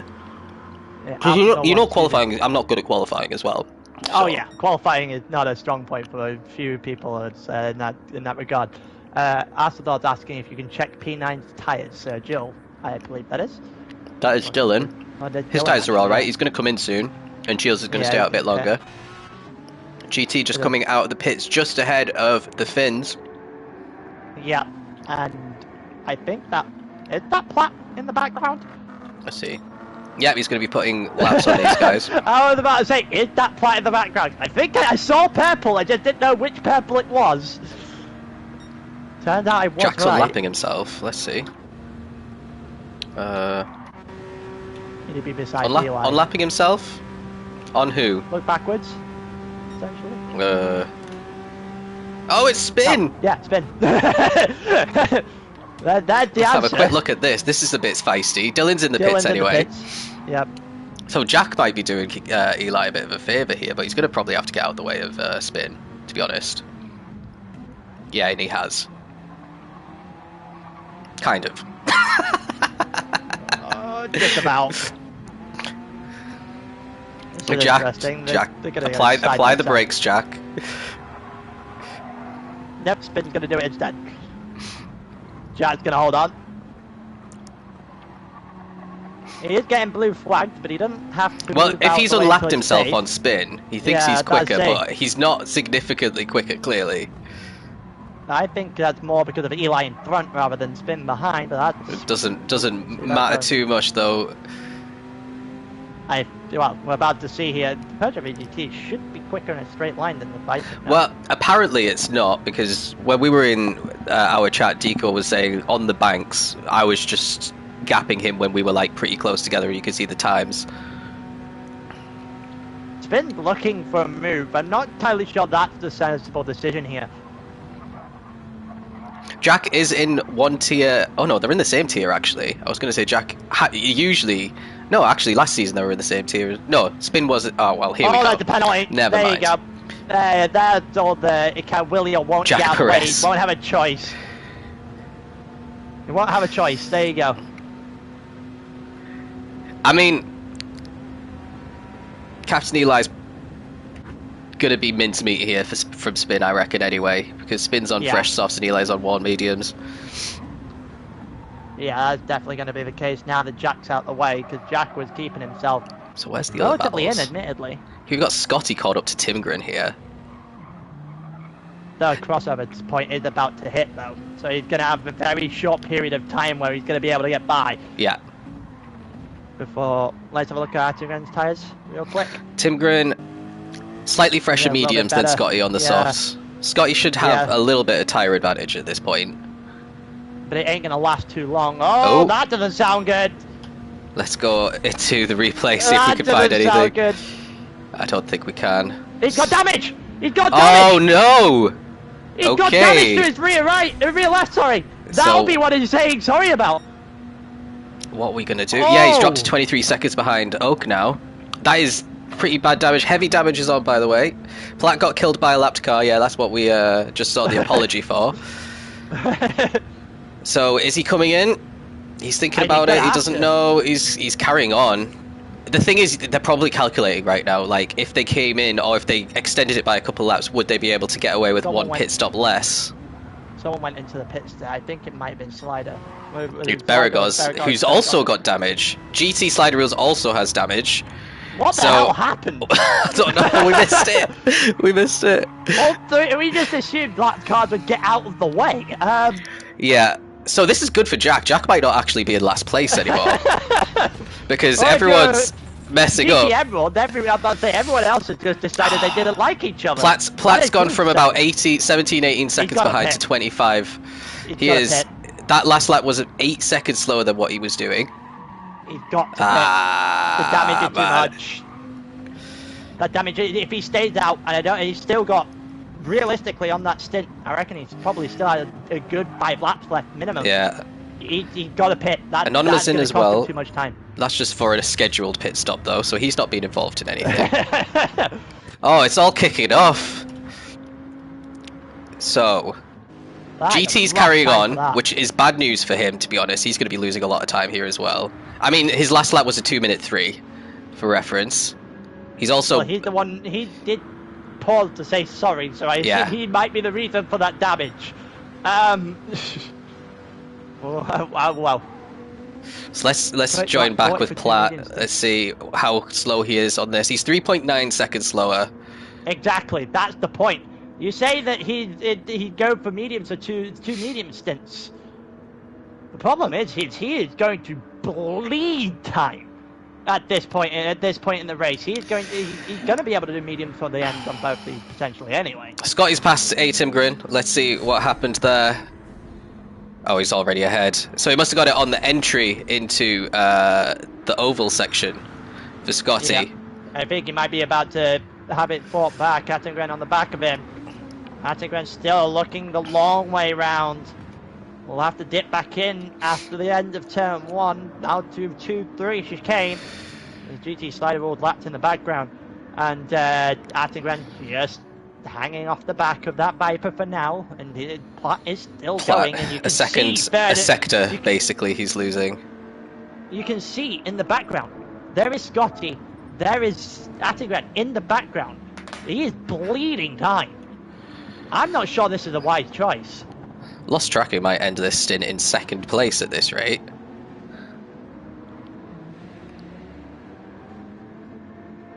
I think he might have to try, even if the fuel save the only one. I think he might have to try it. I mean, the problem with the Viper is it's so thirsty. I don't like he can't stop on this lap and then just stop one more time before the end of the race. It would have to be a 2-stop, in which case just he should have hit a couple of laps ago and just gone hell for leather on the softs. Oak's in, so he's getting off his softs. So what's Platt going to do? He's only 4 ahead of Scotty now. He's 29 behind Oak, so basically he's back to where he started the stint in, which was 30 seconds, the gap between Oak and Platt. 11 seconds, for reference. Yeah. Everything that happened, he had lost 11 seconds. And that gap is going to continue to keep increasing as in terms of time lost once Oak gets out this pit stop. And he's carrying on. It might be damaged to the point where Oak might actually beat him out. I don't think so. Not with the amount of fuel that he's got to put in. Yeah, he's going to put in a lot. They're only just going through turn 2 and 3. It'll be close. He won't be that far behind. Oh, here we go. He's going to be in. Here comes Scotty. And Attengren as well. And Attengren looks to the inside. Oh, going to try it underneath. Scotty, that would have been ambitious. That would have been plastered on and overtaking them on, but he made that work. Or it would have been an incident. Yeah, an incident. One of the two. Someone saved the replay. You can't save replays with 2.5 hour stints, NTO. You can't share them, I know that much. Here we go. Oak needs to get past... Well, actually, he doesn't need to, because he's got such a big lead. But ideally, he gets past Scotty pretty quickly here, with the tyre advantage. This is the first time we've seen him actually have to fight anyone in ALR history. We'll see how he can do. Yeah, no, I am actually going to go back to your first statement. He does need to pass Scotty in the near future, because at the end of the day, this is an aggregate. This isn't just a race to the end of this stint. It's an aggregate. He needs to give whoever is in the car next as much time as humanly possible. Yeah, this is true. Because if he doesn't, then you obviously risk someone being able to come back. If Platt and Iggy is still going to do Look at how maybe a slow Platt is. That. Looks like he's coming in. Is he? Has to. He has bled so much time. He has bled an entire pit stop with full fuel to Oak, basically. Yeah. Was there a bit of contact there? Contact, yeah, there was contact. He's going to the inside, and that's a push to pass. If I'm Scotty, I'm just doing the same in this next braking zone, to be honest. Now he's thinking about it. He's going to elect to do the opposite, and now Attengren's going to look to try and just to fire back here. Now, what can Tim Grin do? Can he actually take advantage of this? I think he's coming in at the end of this lap anyway. Platt's going to have an even longer pit stop to fix the damage. Add another 5 seconds on. Attengren looping to the outside. We know that he likes to do this, to come swing back into the apex and then get the exit. But he hasn't really been able to do that against Scotty to this point. Scotty's getting help from Oak at the moment with the slipstream, and that's probably good news. But for Scotty, given the fact that Tim Grin can't. still better. Tim Grin can't challenge the Viper on this straight now. No. So Spin is, in all this carnage, is back up into P4. 4 seconds ahead of Resistance, who is ahead of Jack. Then we've got Platt out in 6th place. 35 seconds off Oak. That's it. Someone's gonna. He has to be a second lap quicker for the rest of the stint to finish it in 1st place, which is possible. He has been showing that pace. Definitely doable, 100%. But he's got to put the foot down now. Realistically, that everything he just gained, he's essentially just lost 40 laps of. So let's into the pits. Let's have a quick look at where everyone has shuffled out. So Jack is about to make another pit stop. He's only 4.6 behind GT slide rules now, who's come in, fixed his damage after the incident. He's out in 13th. He's 9 seconds behind Beragos, who also got damage and came in. So these bottom 3 are pretty close together now. Raiskoo is 11th and has kept his nose clean and is now on his own in 11th, which is pretty good for the progress that team have made. Remember, these guys started 15th, only with a 2 team. I don't know what you call them. Then we got Dylan Fanova, who's dropped down to P10. And he's 11 seconds behind Captain Eli, but he is on softer compound than Eli, so maybe he can start to close in that gap. Then there's Anonyma currently in 8th, but Giles, who's on 0%, and Tim Gren is going to come out in P6. So will Anonyma be able to get the jump on Gilles? How close is Tim Gren to Platt? Because that is 2 a seconds. lot of cars in a short period of time there. I'd about to say. You got Platt, you got Jack, now as well. Then you got Resistance. Platt's going to have PTSD with no lapped car. Well, yeah, but it's another Aero car, so I think he'll be all right there. Iggy's going into a different chat just to scream at him to get out of the way. Avoid the same accident happening again.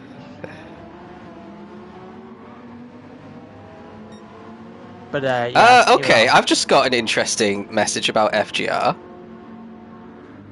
Hold on, where is it saying that? So Matty has just said some changes because of unpredicted driver illness. Vigo, Aura, and John Bonbur are in, and and Matty, Tobias, and Super GT are out. Well, that team just got an awful lot quicker. To put it into perspective, for everyone who hasn't caught up on the FGR and things here, in the hierarchy of drivers in FGR, Super GT is probably the quickest. So if Super GT is out, that's probably a bad thing. Aura is arguably one of the quickest drivers in the entire server, and it is well and truly the A team that they have substituted. They have substituted in an entirely new, significantly better team. Vigo can fight Aura, and Vigo was actually fighting NWR for a large period of last season. Jensen and Mumu will know him very well. So those two are just insanely quick, and John Monbert is usually the backup to those two drivers in the other endurance series I'd see that the FGR are in. So it is well and truly the A team. They've just been like, okay, I think Red actually got us in with a chance. Let's just force everyone in there. Yeah. Sorry, I just replied to a DM about AHR. I reckon that that DM's from NTO by any chance. Tank Bro. Oh, it's Tanker. Okay.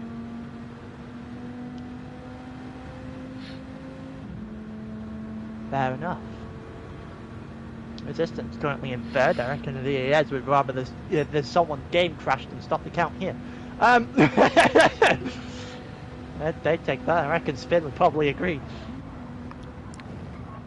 Platt obviously got its damage fixed and is, well, coming back for everyone. 34 seconds from the lead. Don't forget that the team Aero GT Purple only have 3 drivers assigned to that team. The Keto, as we saw earlier on, only get bested by Jensen and Mumu. And then obviously Iggy and Platt, which, well, anyone who's spent any time in this league should be very familiar with those two names.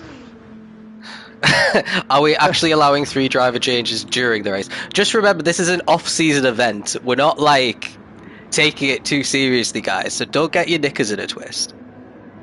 Also, yes, it's allowed. Yes, okay. we are. The point is that, so to those who are not aware, we did not set a driver lineup beforehand. You were not. You should tell us who was in it, obviously, but the driver's lineup in itself was not set, which allowed you to change whoever you want, whenever you want, as long as we know about it. If you want to bring Max Verstappen in, if you can, go ahead. But yeah, no, you've already had one long try, stop dreaming. But yeah, it doesn't. The lineups aren't set. You can switch out whoever you want, whenever you want, as long as you then obviously only have the 6. I guess you're not going to be able to put more than 6 in. So, good news is we're going to have AHR back for Stint 3 by the looks of things. So, we're going to be back up to 15 teams. They figured it out then. Who's going to be the one driving? Basically, some of the AHR one guys, it looks like, are not going to be racing today, who were meant to be. So, but some of them obviously still want to. And some of the AHR2 guys are going to basically jump over a little bit into the AHR1 team so that we can get the 15 drivers. But they're still going to start, 5.5 minutes down. Yeah, from 5.5 minutes back. Fair enough. I was about to say, because Pezza messaged me and was saying that it was an organisational mess from the AHR1 team. It happens. So that's probably where that's come from, resistance into the pits then. So pits are starting to filter their own way out now then. What are we looking at elsewhere? There's a couple of drivers not that far away from each other in the middle of that infield. Want to go to those, Ross? Sorry. So yeah, resistance down in 8th. What were you wanting to look at? It's a couple of drivers in the infield, not that far away from each other. So you got Tim Gray in 5th. Platt has just, Scotty, has just put a lap on GT slide rules. And then Platt is up into 3rd now, 3 seconds behind Spin, 33.5 off of Oak. And he's got to try and, basically, it's like the last 20 laps didn't exist for Platt. Mm-hmm. So who had, when I would look at, when we were naming the amount of laps earlier on, who had lap 42, lap like 46? What, for overtaking Spin?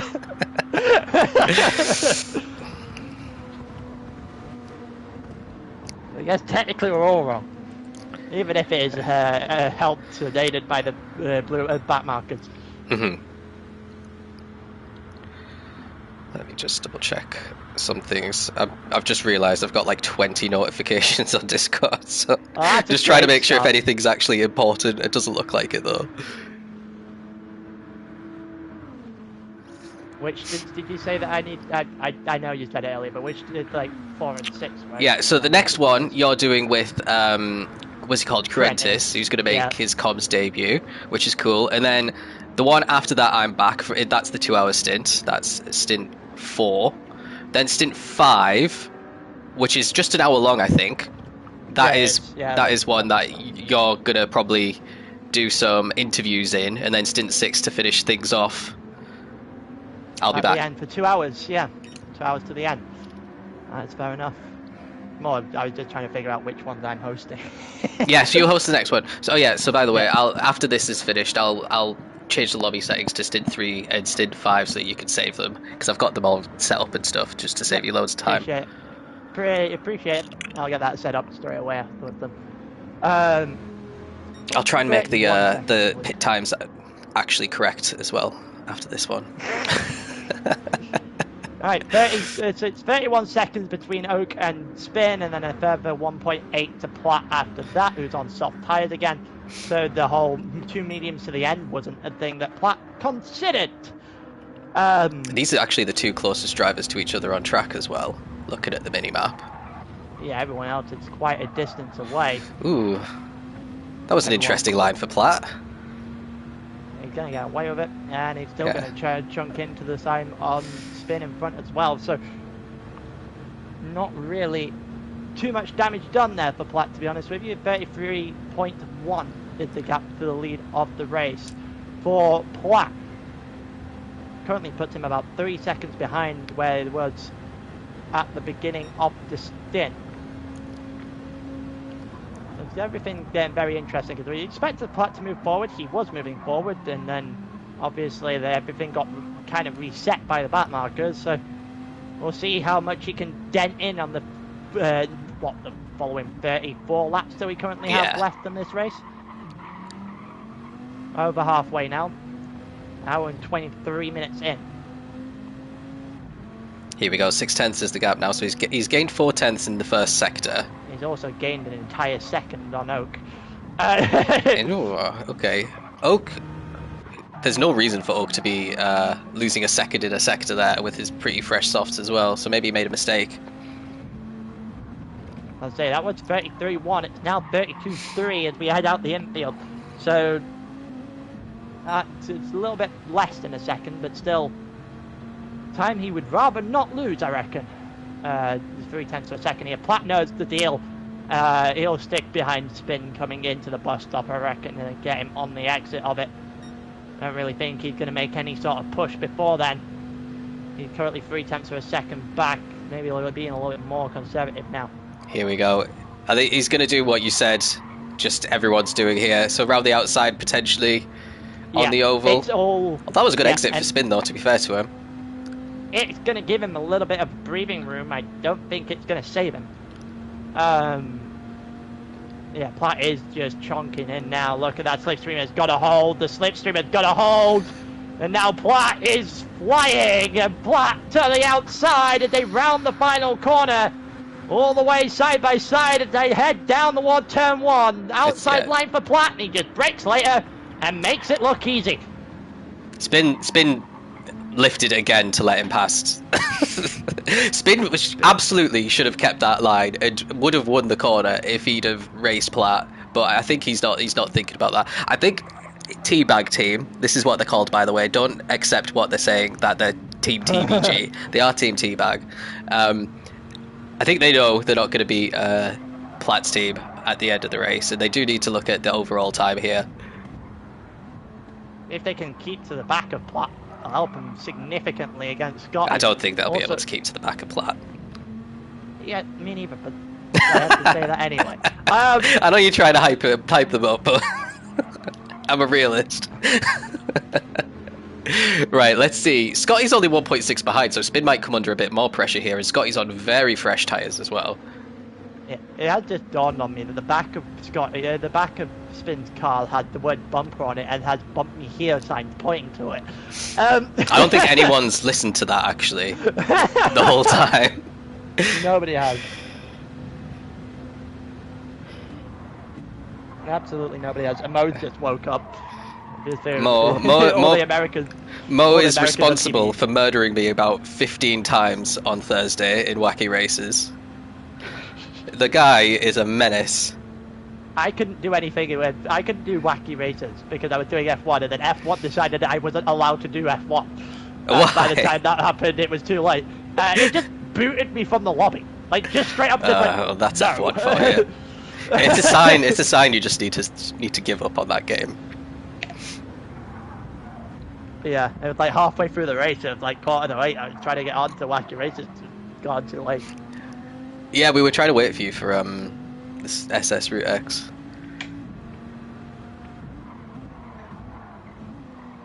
So the gap between Scotty and Spin is now round about a second. Scotty's last lap of 45.8, Spin's last lap of 47.3.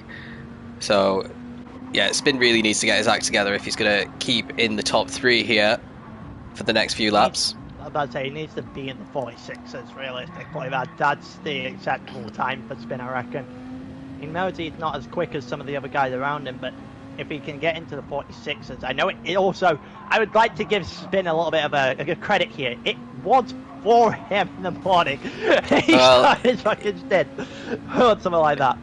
You just said let's give him some credit, and he goes into the wall. Yeah. Well, sounds about right.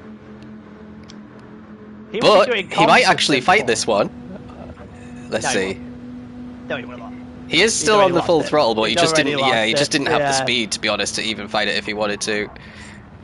And a little bit out of shape, entrance. yeah, because he was taking the tighter line into the corner, and Scotty is away. So Scotty 2.3 behind Platt, and he's only 32 behind Oak. So this is a really good opportunity for LTR, Lost Tracking, the all VR team, of actually potentially finishing the stint in the top 3 here. You've got Timgren, who's also going to be in the mix, but he is 10 seconds behind Spitz on the mediums as well, so he's going long. But with the driver change for FGR, I don't even see. I still don't even think that it makes them become a threat for the win, though, because they're still in the Lexus at the end of the day. A 47 flat was his last lap. You see, this is where I think a little bit differently, because Project Platypus, if I'm right, correct me if I'm wrong here, have 6 listed drivers. Yes, they have a different driver every stint. So Jensen's not driving again. BX will take one of the stints, and that'll be one where they're going to struggle, so they're going to have to hope BX is in the same stint as Aura. But even in that nature, we've seen it in eSports the entire way through. Aura's been a lot quicker. Let me tell you who's racing. So we've got BX, Tier 1 champion. We've got Perry, who can be pretty quick, especially around here. Jensen's done his stint. Oak is on his stint now. Then we've got Alessandro and Keplero, who are both Tier 1 race winners. It's fair. But so if you put, and this is going to sound extremely harsh, Perry, apology that advance. Are you about to say that he's the weak link? If you're going to put Aura in the same stint as Perry, that gap is going to eviscerate. Hold on, I need to ask Matty, is Badabig still racing? Because he hasn't actually mentioned him at all. Because they have Badabig down as well. Let me double check. Because you've got to remember, when we say that people like Aura are joining and Vigo are joining, these are top 10 drivers in the league. Not top 10 on Mondays, not on the bottom end of Tier 1, maybe in a couple of cases. Top 10 drivers in the league, as we have it right now. Yeah, so they still got Badabig to do a stint. They've got Vigo, they've got Aura, and they've got this Jean Bonjour, who I don't know anything about. Do you? No. Jean Bonbeur. All I know is that he is the gunner, essentially, when Aura and Vigo do races. That is as far as I know. And if he's in the same boat, if he's in the same kind of races as those two, I feel like they have a lot of trust in him. Yeah. And if they have a lot of trust in him, I reckon he's not slow. FGR don't do slow more often than not. They are, well, they're going into last season. Obviously, NWR won and broke all the records. And going into last season, they were going for a trip. They were going for a freebie. Mm-hmm. But they missed that by quite a substantial margin in the end. Oh yeah, but they did still finish second. They did also beat the NWR team. The first year that the NWR was in the league. So, I guess they were parts Falcon, and I think at that point, if my brain depending on how I remember that.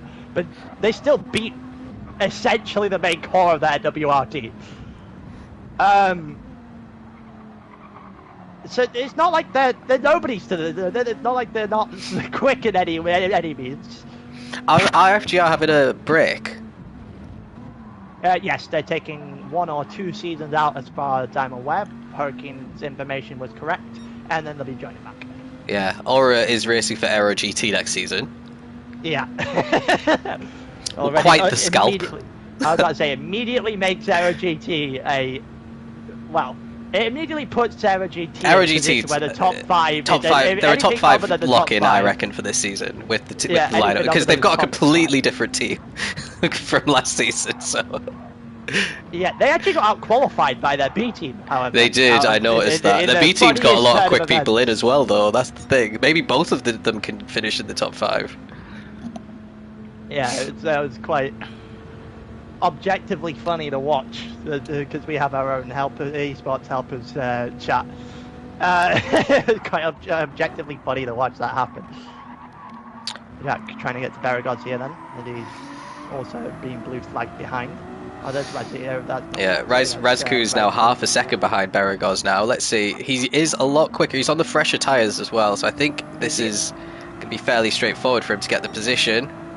Who are they getting blue flagged by? Oh, curious. Difficult to say, because it'll be Platt and Scotty, but they're not that far away. Platt and Scotty. Well, Platt's going up against two back markers again. We've never heard that one before. There we go. It's trying to hang on against Raizku. You need to get a little bit wider on the line there, but that looked a very interesting, biting first part of the chicane. The second part, not so much. The exit isn't as strong as it could have been. I guess he just didn't trust the car as much to turn in the exit of the chicane. You're gonna have to hope that 4GT lets up. Well, I think the 4GT is gonna have a little bit more, but the good thing about the 296 is you get into 6th gear, it just does not stop accelerating.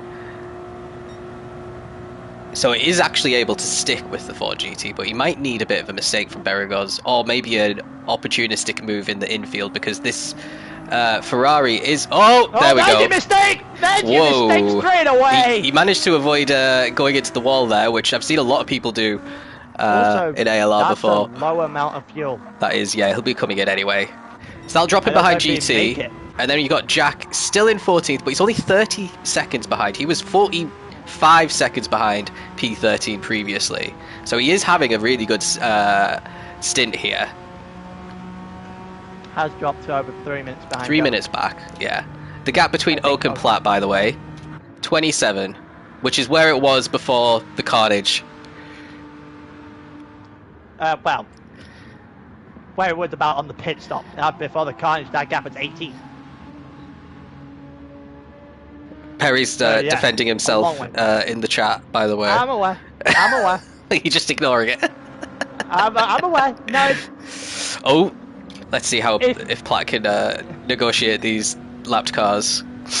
If there is a scenario where Perry can match Aura's time, go ahead. I will. I am watching the entire thing. If you end up in the same stint, please do. Hey, Perry is an eSports race winner. It may have been the very first ever race of eSports.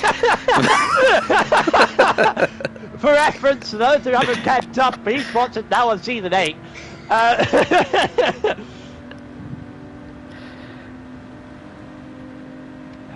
Project Platypus haven't won. Okay, there's one fixed there for Platt, who's gone into the pits, so he doesn't have to worry about lapping him. Now it's just Raizku. Yeah, I think Project Platypus hasn't won eSports since season 3. But it's been a long time. Yeah, they won, what, season 1 and 3, I think? Yeah, because obviously in the last cup, and they go the Finnish driver election through, so someone respecting blue flags. Groundbreaking. So, okay, I wanted to point out something. We were talking about all sorts here. So, Spin came out the pits on his fresh softs, and he was about between 1 and 2 seconds behind Captain Eli. And I was like, wow, Eli's up in a 6th now, from 10th to 6th on his stint. But I thought Spin would get past him fairly quickly here, and he just hasn't. It's just maintained this gap, even though he's on the softer compound. So, yeah, Eli playing a blinder here. They're both lapping in the mid 46s right now. Yeah, Spin's got to find some time. Yeah. Anonymous about to make another pit stop on very dead soft, so he'll drop behind that pair as well. And where's Giles? Giles is in 9th. No man's land, I think, is what we termed that. Yeah. Him and Resistance have started, have kind of in no man's land. Dylan's just dropped massively, but he has just come out of the pit, so maybe... No, actually, he will be pretty close to Giles with that 31-second gap when Giles decides to come in. But Giles might not come in for a little bit. Tyres are starting to wear, but he's got loads of fuel left. And then there's a bit of a gap between Dylan and Raizku. 14 seconds. It could be the state that they both only have to pit one more time. Yeah. For Dylan and Jill, because Jill still will go toward the end of towards 60 with the way the state of his car at the moment. So he's going to try and do one to the end, I reckon. Much like Asseldor did, that team seems to be in that kind of frame of mind that the one pit stop less may actually work. We'll see. Right, I've got some information from AHR, so they've got their stint sorted for the rest of the race. By the looks of it for both of the cars, which is good. Be interested to see if they could do anything from P15. They'll be starting at what, like 2 minutes behind Jack if Jack maintains this kind of 3-second gap. Jack's gained 25 seconds on Berigos since the start of the stint. Yeah, so this is, what, the 2.5 hour. We start with a 1.5 hour. So this is we're essentially a third through the race. So, admittedly, there is still a lot of time and a lot of incidents can still happen. And they will. Impossible. There is some battling going on somewhere here. Yeah, it's been Eli and Anonyma, yeah. Anonyma, yeah. Through the middle of the pack, there's also two on the outside of the banking end towards the bus stop chicane, not that far away from each other as well. We'll see if anything comes out of that. Might want to... No, Oak's into the pits, so he'll come right okay. Platt, Platt should get the jump on him. Exit. I was about to say that. I was checking Platt. But is Platt going to come in soon as well? Because his tyres are looking fairly worn. I had a lot of fuel for that amount. He has a lot of fuel. He's probably going to have to try and extend a bit longer. We're currently, what, 26th on the end? Remember, when Oak came out the pits last time, Platt had his damage, and they were right next to each other. Yeah, well, they won't be this time. They won't be. And Scotty's actually going to get the jump on Oak as well. Because Scotty's stayed with Platt really well, by the way, in all this. Oh yeah, he actually has. He's put up a good few numbers here. And then Oak is out, and he's 6.4 behind Platt.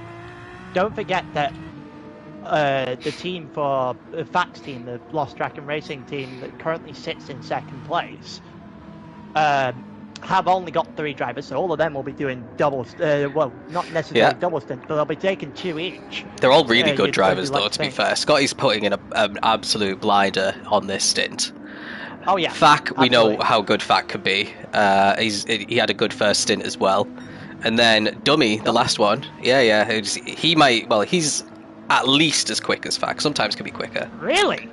Dummy is not a name. Dummy is not a name I recognise and I know a lot about.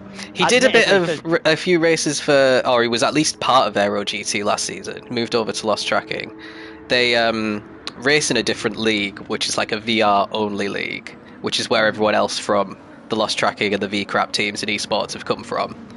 I can't believe they actually call themselves V-Crap. Well, okay, I'll tell you the law. Incredible. I'll tell you the law behind it. So, we were like, what should we call the second team? And there was like, because Lost Tracking is because you lose track. I actually lost tracking on the first stint, which is why Tim Grin got past me. And we were like, well, what could we call them? And then like we were calling them like, what could we call them? VCarb. And then I suggested, what about VR's a crash app instead of VCarb? And then we've just shortened it to VCrap. I got the message from Ask. Oh, look at that one spin in the bus. He's all over the place. Oh, we didn't look it. We needed to look a little bit longer, apparently. Let's get the replay. Oh, he's lost all sorts look of at this. Everything there. All 3 of them right behind each other. So Eli's got past Anonyma because Anonyma was ahead of. Oh, that's a choice. You're boxed in there. I'm not sure I'd be making that move. And he's done an Eli. He's gone too deep. Yeah, he's done it. Yeah. And then Anonyma's all over the place. Eli's just driving away this time. Oh, he just loses it on his own. Never mind. But crucially, no damage or anything. He can just carry on. That's maybe a second or 2 that he's going to lose. He's 3 behind Eli now, so it's not too bad. Anonyma's in the pits anyway. So he's like, what was the point of all that? Yeah, pretty much. He was. You can see on the replay, he had a lot of, well, a lack of fuel. Rather, it's probably what I should say. But, so yeah, going back to Oak's actually catching up to Platt as well. Well, lapping about the same. Going back to VCrap, it's just a massive flex now. If you lose to VCrap, then what's the point in you racing? You lost to a team with crap in the name. Oh god! I was about to say, I got a message from Wask the other day with like, yeah, can we? We saw a bunch of different names. Can we legitimately record this? I'm like, on the official standings. only if you're 100% serious. Because Wackman's going to shorten it in the first place. Oh. Jack's not last. Oh, Jack's not last. Oh, he nearly lost it there. He's not last. Almost dropped the car immediately. Well done, Jack. He's not last. But the comeback is on. And he's 242 behind the lead, but that's because Oak came into the pits. Yeah, But I assume It's starting to come together. Just pit as well. Slide has, yeah, he has, but he came out of the pits ahead of Jack. I did remember seeing that, so I don't know if something's happened. Either way, I think it doesn't matter too much. Also, Jack has maintained a lead to the front at the moment. Yeah, like, Jack's done well. I was about to say, at one point in the stint he was 242. He's managed to hold that, and it's Platt currently leading through 57. So overall, I think he's probably, if he's able to go one stop shorter, for example, probably going to close that gap in fairly significantly. I think he'll take that. So Platt 47.1, Scotty 47.1, Oak 46.1, Tim Grin 46.6. He's doing pretty good on those pretty worn mediums, to be fair. And then Eli 46.5 as well on pretty worn mediums. So what's going on with Platt? Well, his tyres are completely dead, I guess, that's why. I reckon the tyres probably have something to do with that. And Scotty's pretty similar as well on the tyres. So I'm assuming Platt has to come in this lap, right? He's not going to be able to do 23. He's not going to be able to do 23 in the Viper.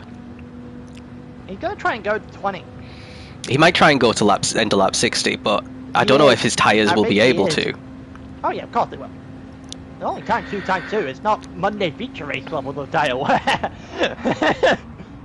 So he carries on. Scotty's carrying on as well, so maybe they're going to be trying the same thing. Scotty's got more tyre life left in him, though. Oak will be catching up to Scotty with his very fresh tyres very quickly, I reckon, now. So they all have to pit one more time. Yes. Is what I'm taking from that. Which means Oak is not winning. We have to wait and see, because is Platt even going to be able to do that? Seriously. He's going to go to lap 60. 100% going to go to lap 60. 100%. Well, don't forget, he went in on 39. He went in on 39. After the damage earlier on, he went in on 39. 20 laps would, in fact, be 59. So, I think he's going to try and go at least 20 on one of these stints and 20 The thing is, if he does short shifting and he puts on the mediums, he would be able to do it. But yeah, obviously, if you look at it, the fuel, he came in on lap 39. That fuel could go well past 60. It's not even red blind. It's not even red on the fuel yet. But the thing is, can his tyres go to 60? I reckon they can. They'll be a bit shoddy on the 60th lap, but they're already not great now. But I think he's not going to lose too much time. That front left is what you've got to be paying attention to, and I simply think he'll make it. I don't see what 2 more laps is going to do to that front left tyre. Yeah, he's not coming in. What about Scotty? Scotty's not in a rush either. They're all going to the end. Look at this though, Oaks is within a second of Scotty now. They all have to pit one more time, because Oak cannot make the end from when he pit.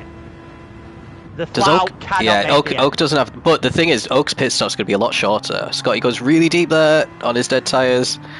It will be, but the gap won't be 30 seconds that he started it. You'd be lucky if it's half. Yeah.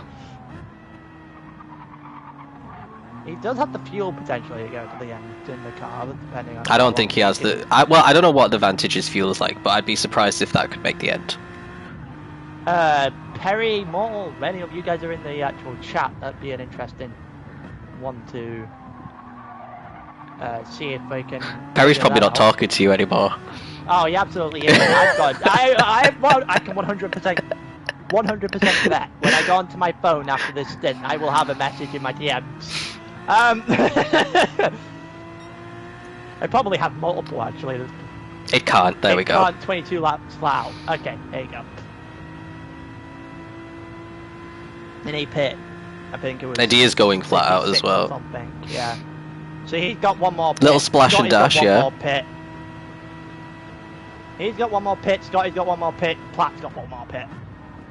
In that scenario, I don't see his way. Oak probably even wins the stint. But he has the tyre advantage though, because his tyres are super fresh. These guys are going to pit and have pretty dead tyres at the end of their stint, and Oaks are going to be a lot better because he's not going to stop for quite a long time. But he's also got to now match Platt match Scotty's Yeah, that's the problem. The entire stint. I think he's got a good chance with Scotty of finishing ahead of him. As Scotty comes in now. Scotty will get an undercut, obviously, but he'll get chased out at the end. Yeah, and I told you Platt going for 60. I had a funny feeling he would. 21 laps on the Viper. And 47.3. There you go.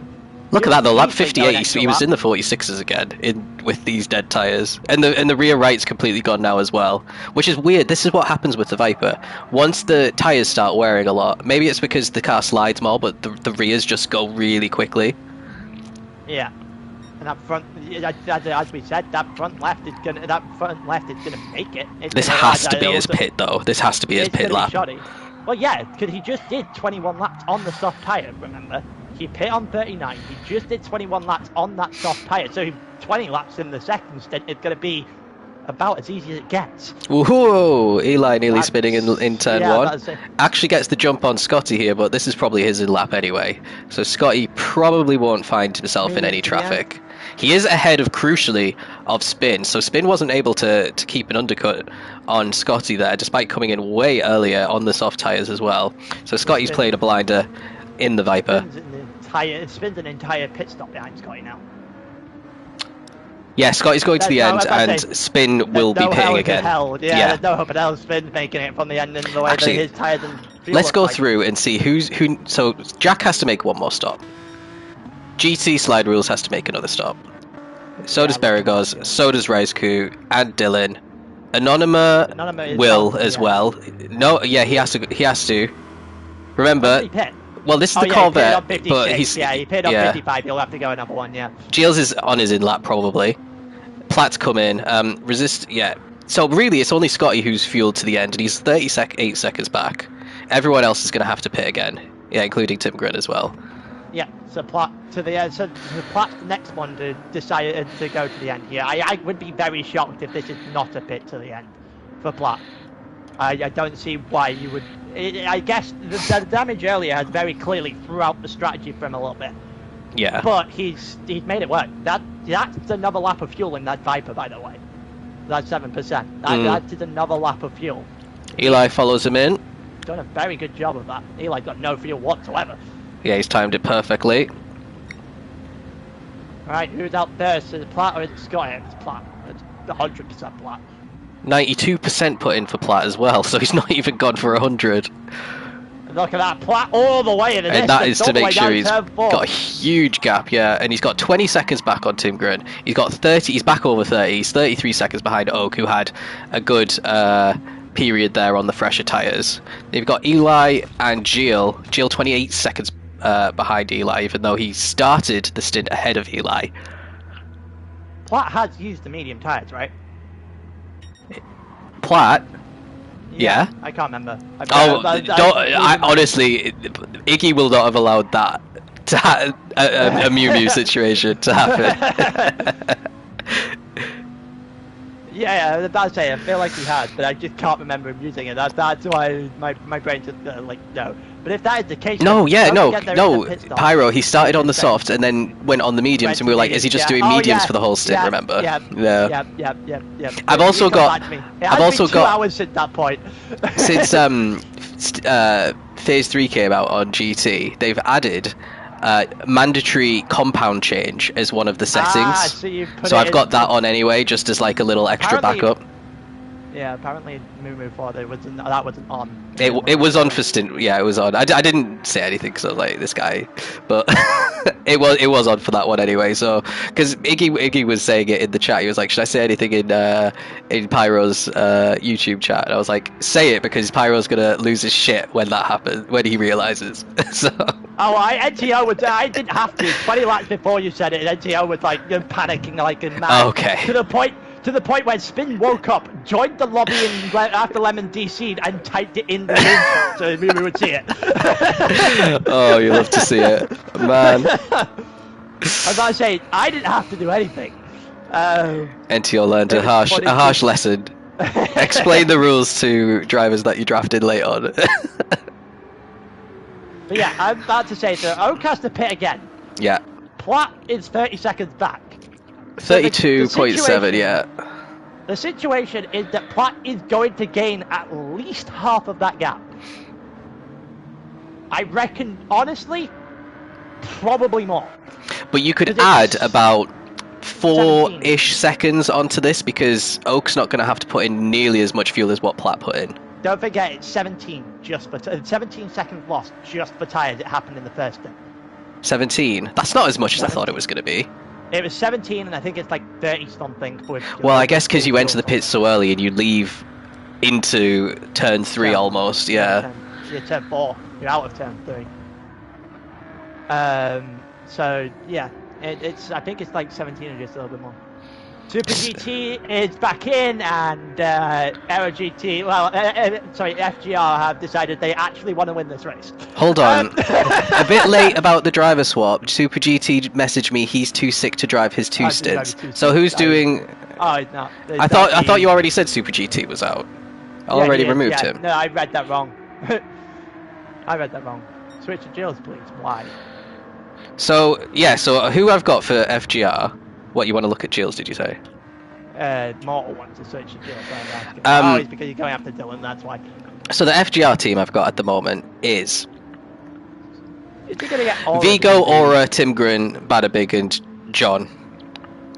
Is he gonna get Aura to do the 2 stints that Super GT would try to do?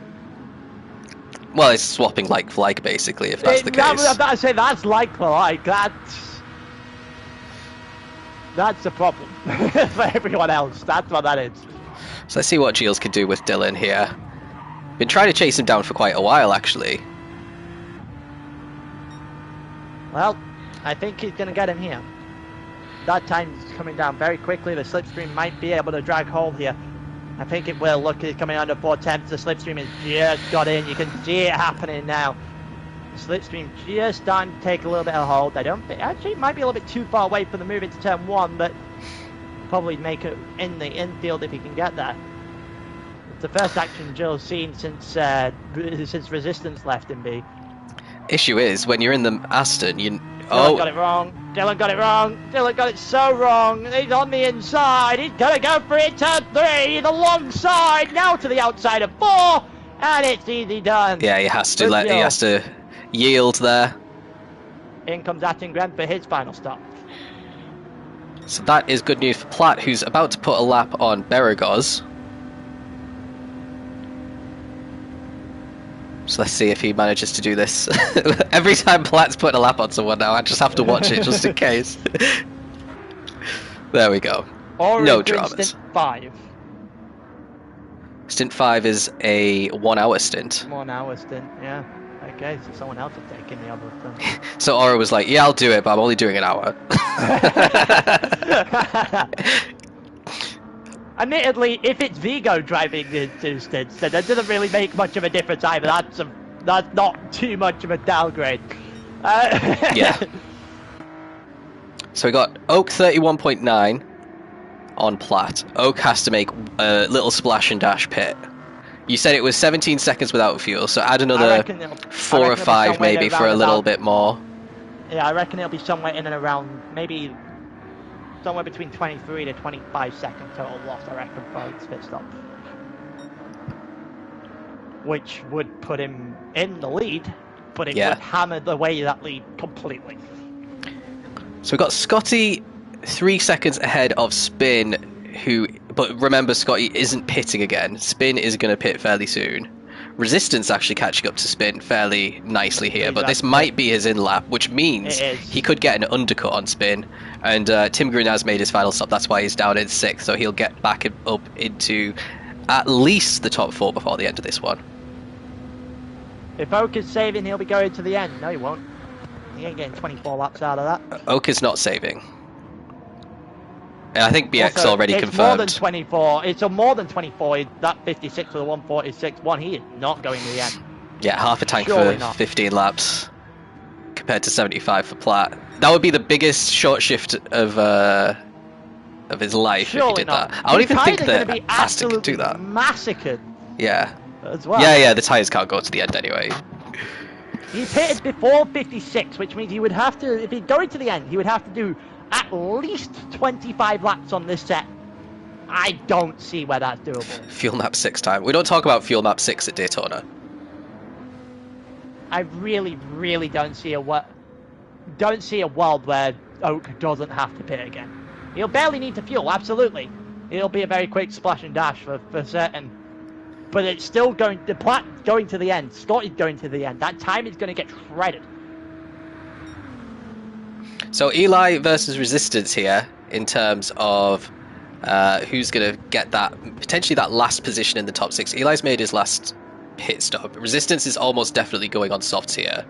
Eli's going to be ahead, but it's not going to be by much. So Eli's going into the corner there, and Resistance is just approaching it now. There is a 4-second gap, which Resistance should, I reckon, be able to catch before the end of the race, but we'll see. He's definitely gonna give this as good of a try as he can. Yeah. Especially with the tyres going the other way, he should be. I think he'll take that. Resistance, well, starting 5th, dropping down and ending potentially 6th at the end is pretty decent. He'll take that. And the only place he would have lost would have been to FGR. I think he would live with that. A bit further back, we got Gilles. Oh no, I thought Gilles had someone behind him, but it's actually Jack who's a lap down. And he's back down in 14th again. Let's have a look at the bottom. Either Perry is doing the next stint, or he's going to do some race engineering because he just started up the Project Plat first party. Right. So looking at the back, Jack is now 42 seconds back. He has made his last stop and he's on the softs. GT slide rules needs to pit again. So that'll bring him pretty close. Beragos is in the pits. Let's stick with Jack and see how far behind. I think the gap was 20 seconds to Beragos before. So we need to see if Jack's had a nightmare somewhere or not and lost some time to Beragos, or if it's just the pit stop shaking out. We're about to find out. Going through the bus stop chicane, he's obviously going to be still in around about 20-30 seconds back, but anything lower than 45 is a win, I think, for Jack. He's already coming out the pits with Beragos, apparently. What? Someone was in the pits, but I don't know who just came out the pits. Beragos came out the pits. There's another one. There are 2 people right beside each other heading into turn 4. Let's see. He's got Resistance. We've got Captain Eli, who's caught up to Spin. Okay, that's something's happened with Spin? Has it, potentially? Spin pit. Right, Spin pit, and he's out in 5th. So Spin with the other pit. Okay, got it. I noticed there was another car in there after Beragos. I'm like, hold on. So Spin did well there because he was behind Captain Eli on the previous stint and wasn't able to catch up and overtake. And now they're both on fresh mediums. And he's got a lot less fuel. A lot less fuel. Like, look at if you flick back to Spin real quick. He does have a lot less fuel. Yeah, why is it? Yeah, that's interesting. His Spin messed up his fuel. One of them has. Is he going to be? It's not Captain Eli because everyone's got similar. Oh, is this a bad idea? He's going to try and spook Spin. Well, this has ended badly for both of you, isn't it? Okay, they survived. All that done is bring Resistance into that a little bit. That's all they achieved there. Come on, Eli. He's going for the bumping. I think he doesn't know what he wants to do here. He keeps pulling out and back in. This is obviously your team, so yes, that's why I'm crapping myself right now. Anticipation here. Also, this could be that Resistance only being 2 seconds back and on the soft tyres, remember. He could actually steal a top 5, which is exactly where Chico ended. Yeah. None of the top 4 have to pit again. So Eli's going to have to be patient a little bit here. Resistance is now within 2 seconds. It'll be very interesting to see how everything shakes out. Because Resistance if Resistance wants these positions, he could easily have them realistically charging the guy down with that with the soft tire. Got to do it before they start to fall off, obviously. Right, I'm going to check dead quick to see, has everyone made the final pit stop? It's 33 not seconds GT. Beragos and Jack, by the way. Captain Eli. Yeah, so this is where the fun's going to happen. This is positions now. Everyone is fighting for their positions. So Eli running on the back of Spin, and Resistance is now 1.2 seconds back. He is well and truly leveling the gap between these three cars. And Eli is up ahead of Spin. Up into the top 5 now. This has been a great stint for Eli. Not an exit that Spin would have liked. No, now he's going to lose another one. He's going to be blown by. Resistance is just going to go high here. He's got to go high. And he will go high. Pulled out. This should be fairly easily done. And then he's going to use that soft to rough up to Eli. See if he can try and snatch that 5th place back that he lost, essentially being asleep at the wheel early on. He is still ahead of Spin, who hasn't let up, admittedly, still side by side. Yeah. Spin's fought him more than he's fought Platt, that's a certain. Well, it might have pushed him out a little bit there. A little bit of contact. I think he did push him out. Let's have another look at that. Get a better angle. The BES driver on the outside trying to get his The thing is, you don't want to be caught on the outside of turn 1 because you can be pushed out and it's just a racing incident because it's just one of those corners, isn't it? Like, Spin is pretty tight here. I don't think Spin's done anything wrong there. I think Resistance was trying to pinch him, but Spin, yeah, gave him plenty of space on the outside. And Spin keeps that position again for now, which is great for Eli as well. Okay. Yeah, absolutely. Oaks in. Okay, Oaks in. Here we go. 12 laps on the softs. Platt's going to go on round. This is where everything gets. We now think, what is the gap going to be? How much fuel as well? Is a gap at this rate. Out he comes. Platt's coming around. It's 2 seconds. It is 2 seconds. But Oak has fresher tyres by quite a way. He does. But that gap was 30. It certainly isn't going back to that. No. Platt's managed to really mitigate that damage, and maybe staying out those extra few laps has allowed him to get away with it, essentially. The extra pit stop. He did not have to put in the extra pit stop, yeah. Even though he lost about 10-15 seconds. Yeah. It was bleeding time. He just got fortunate it was close enough to the end of his stint. Can he do it, though? This is the question. Can Oak, with fresher tyres, keep Platt behind? He's in an advantage, which is not as good on a straight line as Platt, but he should be able to potentially build a bit of a gap in the infield section to stop that from happening. We know the situation as well, that they're going into the next stint. The next stint is a long stint, and well, if it's Iggy doing the next stint, Oak needs to have as much of a gap as humanly possible. Yes. For whoever you're inviting in from Project Platypus, because you're going up against. I hope it's Iggy versus BX, to be honest. I don't know who's doing it for either of them, but that would be nice. Oh. I know Perry set up the chat, but wait and see. The next stint's the big one as well. It's the 3-hour stint. I would like to point out this is not going well for Oak. That first lap, Platt closed in. It's under a second now. The thing is, Platt's tyres are going to go off in the next 5 laps. The last 5 laps are going to be a lot tougher for him, and he might drop down to the high 46s like he was doing in the... And also, look at this. Attengren on the softs, Scotty on the mediums. Only 18 seconds back, by the way. Attengren after the first stint was a long way back compared to that. He has made a large chunk up. And this is what I was talking about earlier on in the stint. Attengren started poorly, like horrendously. But he had, since he got on that undercut and got out into clean air, he has been lapping extremely well. Okay, it's not Platt's 44.5, for example, but he has charged that gap down from, I think it was like 40 odd seconds to, well, 18. He's cut the gap more than in half. He is well and truly putting a shift in the second stint. He has indeed. I'm assuming this is Tim Grint's last stint with how many drivers they've got left to go. Yeah, and if you're bringing in the likes of Digo, if you're bringing in the likes of Aura, and your gap is 18 seconds, yeah, FGR are a threat. FGR are definitely a threat. Yeah, there's only 18 seconds, so... And, I mean, if you think... No one's really had heavy damage, apart from Platt in the top drivers. Yeah, the top no drivers one's driven into a wall, and this track is covered in walls. Like, no one's got the bus stop wrong and span out.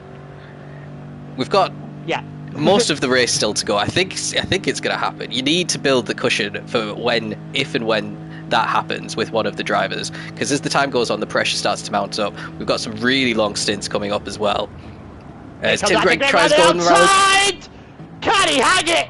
Can he hang it? This would be impressive when Scotty does just about enough to stay in front. Yeah. That would have been extremely impressive if he hung that round the outside. Someone behind trying to unlap themselves as well. Who is that? Oh, they ain't going to be able to do that. It's Rizku, so he's just chilling behind as well. Just get a front row seat. Yep, there you go. 1.4. That actually opened up the gap. Yeah, like I said, Platt's entered the phase of his tyres where they are not as optimal in performance. Yeah, absolutely. And Oaks are super fresh. If you offered Platt at the beginning of this stint a 20-second chalk down on where he on the lead, he probably would have wanted more. But if you gave him this scenario, I reckon he takes that. It's so funny. I was saying all week, I was like, it seems like it's going to be between Project Platypus and this Aero GT car, looking at the drivers, and they're still separated several hours into the race by a second. Oh, look at that for Tim Gregg. Great caught line through that. It's a brilliant exit. But the problem is he's caught up to him a bit too... You can't in the Lexus. You can't go high in the Lexus and get an overtake done. Well, he isn't going to... He has to try. He's just caught him at the wrong time. So if it's me, I'm bump drafting here and then trying to squeeze through that tiny gap between Scotty and the yellow lines where you can, if you've got the overspeed. But look, Scotty's just driving away from him, so... Yeah. But he has to force it, so... Yeah, he does have to force it. But he doesn't. Well, he doesn't, because you could just underfuel for the next stint and get ahead of lost tracking and drive away from them, potentially. Admittedly, you can. That is absolutely true. But if we're talking from an Attengren point of view, he doesn't have to force it, because obviously you're in a decent position, you've halved the gap to the lead in the stint, you've done your job. But at the same time, oh yeah, double that. He's driving off. I don't think I've ever seen someone drive away from Platt before. This is weird. Yeah. Oh! 20 seconds. You are losing time quite rapidly, though. You need to be in a position where you can put laps down. This is it. Scotty's loving life at the moment. He's just racing for the fun of it, and Tim Gregg's like, oh shit, I'm losing time to the lead. Yeah, and this is why I said he has to. Because if he doesn't get it done, he's going to struggle. He's going to bleed time. Oaks going, obviously, as you've been making the point for the last few laps, Oaks on pressure tyres. He's got a clean air. He's not got the traffic to deal with. He is going to be able to put laps down. This is essentially the best we're going to see of Oak. That's some late braking from Tim Gregg there into the corner. I was thinking he was just going to collect Scotty. It's apparently really good. But yeah, and this is about as good a driving as you can get from Oak in terms of if he isn't good, if he doesn't pull off his best now, he's gonna regret that. You know, here we go. See, just like what I said, he's found the gap. What you said, yeah. Scotty's giving it him. Not sure I'd have done that. Attengren closes that door, and that will be that. And now he'll drive off in the infield section. The thing is, Scotty just needed to keep him behind for maybe 3 more laps, and then Tim Gregg's softs would have stopped being better than his mediums. But the problem you've got is asking to keep someone with the pace of Attengren, who's in the Tier 1 Mondays and everything like Tier that. 1 versus Tier 3, by the way. Scotty did a fantastic job of keeping him behind. So now it's over to Platt. If I'm Platt, if I can keep this within 5 seconds, I'm ecstatic. If I can keep this to within 10 seconds, I'll more than take that. Yeah, agreed. Actually, let's have a quick look further down. So Jack's 7 seconds behind. He's moving out of the way. He's in a nice little... yeah. but he should be able to keep with these guys and get dragged along. That's an actual fight in front of you. Yeah, it is, yeah. And then we got GT slide rules, 7 seconds ahead of Jack, 26 behind Beragos, who's completely on his own. For lost tracking 2. Then there's Rise Q still in 11th, Dylan's still in 10th, and then there's a huge gap up to Gilles, who is right behind Anonyma trying to get this position. And what did the tyre and fuel look like in the situation? Mediums for Anonyma, and fairly once off for Gilles, who might start dropping back a little bit. Then you got Jack right behind you. You can hear his horrible VGT noise on the stream. Oh, Jensen's joined the room. I thought someone had left then. I nearly was like, who's that? Not sure why Jensen joined the room. Also, a bit of trivia. End of the Spa race, there was only one car on the lead lap.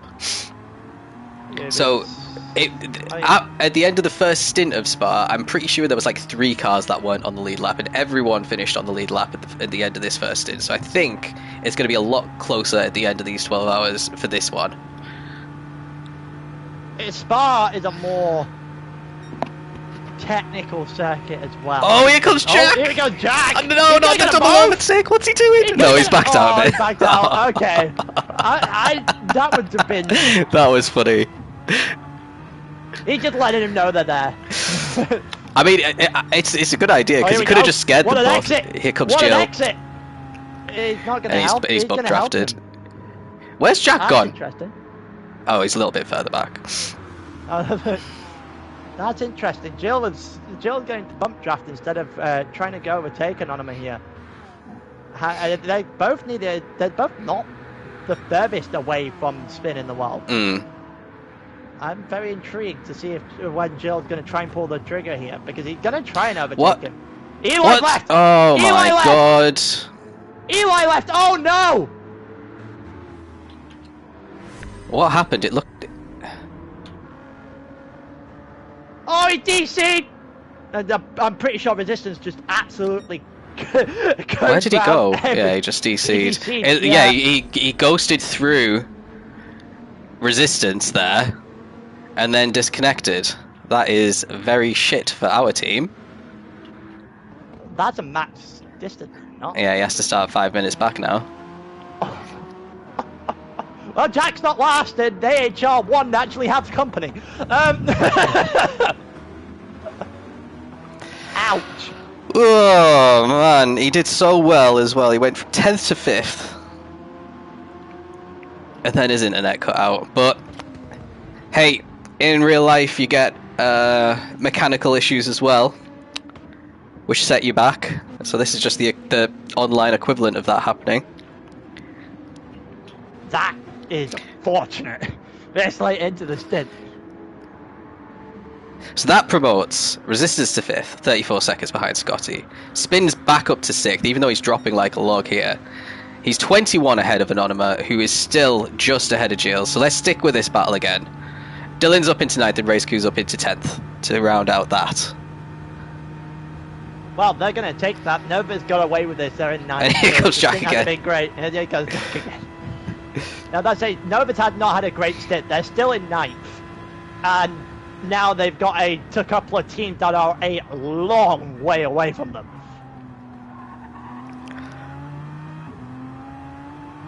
They're the few drivers that are looking at this now very, very, very sure that they probably won't get beat by AHR 1 or by Aero GT Blue. Yeah. And it's going to be a long way back for your team from there. Klingbeast is taking over next. I reckon he could get a couple of positions. My teammate from last last season. I feel sorry for you. You were about to inherit an he was going to start P5. Now he's going to start P14. P14, yep. Oh, that is rough. To be fair, Kling, at least if you have a terrible 3-hour stint, you're not falling back. So, the only way is up, baby.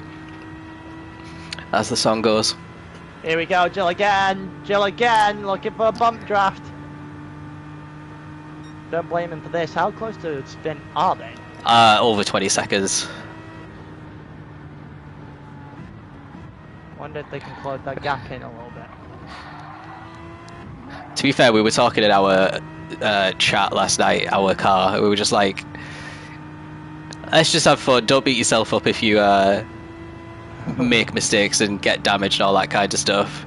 Because we knew we weren't going to win.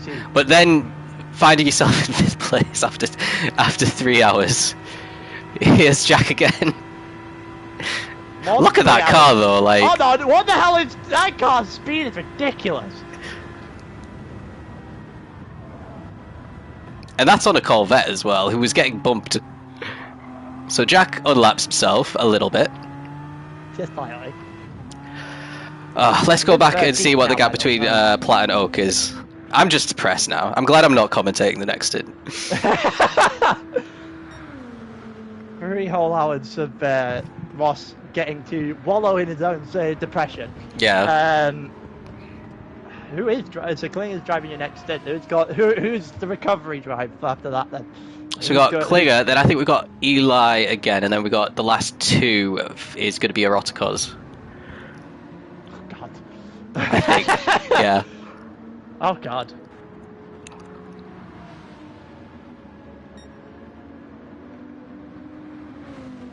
It's 4 seconds at the front. There's only 3 laps to go. Is Timgren actually catching them? Timgren 46.2s, 46.3 for Platt, 45s for Oak, so he's not catching Oak. Scott isn't. Is anyone else in the 45s? Let's see. These 2 in the 47s. Gilles still not really trying to get the overtake done. No, he's going to wait until lap 80. That's what he's going to do. To be fair, Jack's probably dragging Anonyma through here. No, he's not. He's just driving away. Where's this pace come from for Jack? Like, compared to those 2. Hello, Eli. They gain an extra position, maybe he's just perked him up a little. Second win. Yeah, he's not the worst Aero team anymore. Didn't accidentally boost on, did you? No. Eli if I did, then Jack was still down in 14th. Like 2 laps down. Eli that would be. just said, well, not where I wanted to watch the end, the race end. Man, you should be so proud of how you did. From 10th to 5th, though, Eli. Oh, what's happening here? Jack's getting involved again. Is he getting out of the way?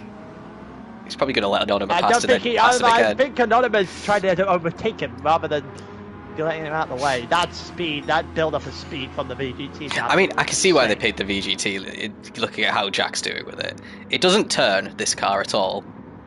Which is why Anonyma's getting held up. But then once they hit the straight, he's going to drive away. And here's Gilles almost getting past Anonyma again. The problem that they had is the way the first stint ended, because Jack could have easily gained multiple positions with the way he's driving at the end of the stint. Mm-hmm. But he's just got to... He's just been given too much to do. There's some other cars pretty close together a bit further back. Yeah, Gilles is just not in a rush to actually do any sort of racing today.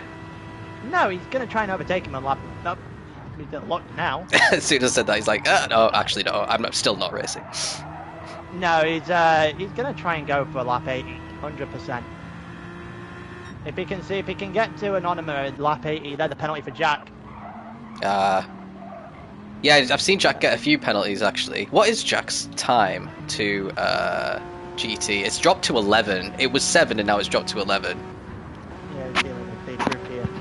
Admittedly, I don't think he's that bothered. He gained 30 seconds on Slider. Spin's actually gained another second over the last few laps on Anonyma, and Gilles is ahead. Or is he? Split second, going around the outside, trying to hold it in. I think he's held it. Got it. Oh, that's far too close to the wall. I know, I did that a couple of times on my stint. I was like, oh, a bit lucky there. Certainly don't want to be doing that too often. We got. So Gilles has finally done it. Still Jack. Yeah. The problem for Gilles here, right, is that he has done it. The problem he's got is the Corvette is faster. It's like, yeah. Has he pulled the trigger on that move too early? That's the bigger question. It depends, because he's already got 6/10. If he can nail this next corner and just drive, he could. I don't know. He might get caught a little bit. Maybe not enough. I think Anonymous struggling on these tyres now, even though Gilles' tyres are nearly dead. Gap's a spin in about 22 seconds. Yeah. You got a long way to catch up. It is catchable though. Oh yeah, we've seen bigger gaps than that be caught already. Jack covered a half-second gap, Platt's covered 30 seconds. Like, a half-minute gap, sorry. Yeah. It's only 5.5. Oak is going to give an advantage. He's nearly on his last lap now. To the next driver for Project Platypus. The problem is that advantage is not as sizable as Project Platypus wanted. It probably would like it to be, knowing that it's either probably Iggy or Platt in the car for 3 hours next. Yeah. I don't know who's in the car for Project Platypus, but if it's not BX, they're going to struggle. Alessandro also pretty good. I don't know. I guess we'll figure out where Iggy is. And we know the pace of Platt. So if it's Platt again, then everyone in that team might end up struggling with it not named BX. So, we've got a couple of interesting scenarios that may actually unfold from this. So everyone down to Dylan. Dylan is the first car that's been lapped in P9. So the top 8 are all on the lead lap. Then there's the 41-second gap. And then there's Dylan. I'm just trying to see where everyone is so that I can see where they finish when they cross the finish line. So then we got Berigos at 11th. Then you got Resistance, Spin.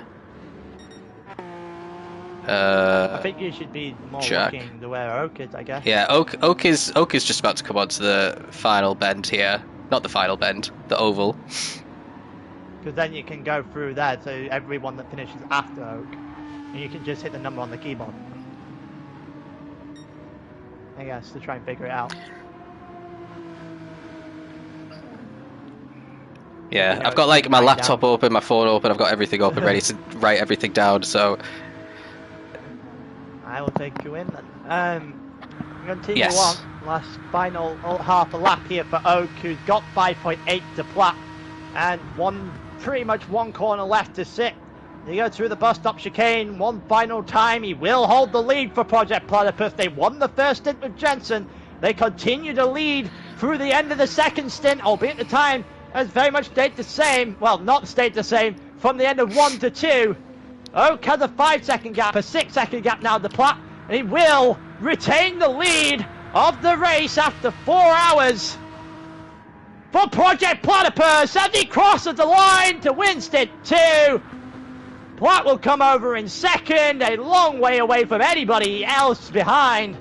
18 seconds of Attingren then, who has got ahead of Scotty, 1.6 seconds ahead of LTR, as FGR very much placed themselves firmly in contention with this second stint. Only 24 seconds back, roughly half the gap. And Attingren covers over for third place in what I can assume is his final stint of the day.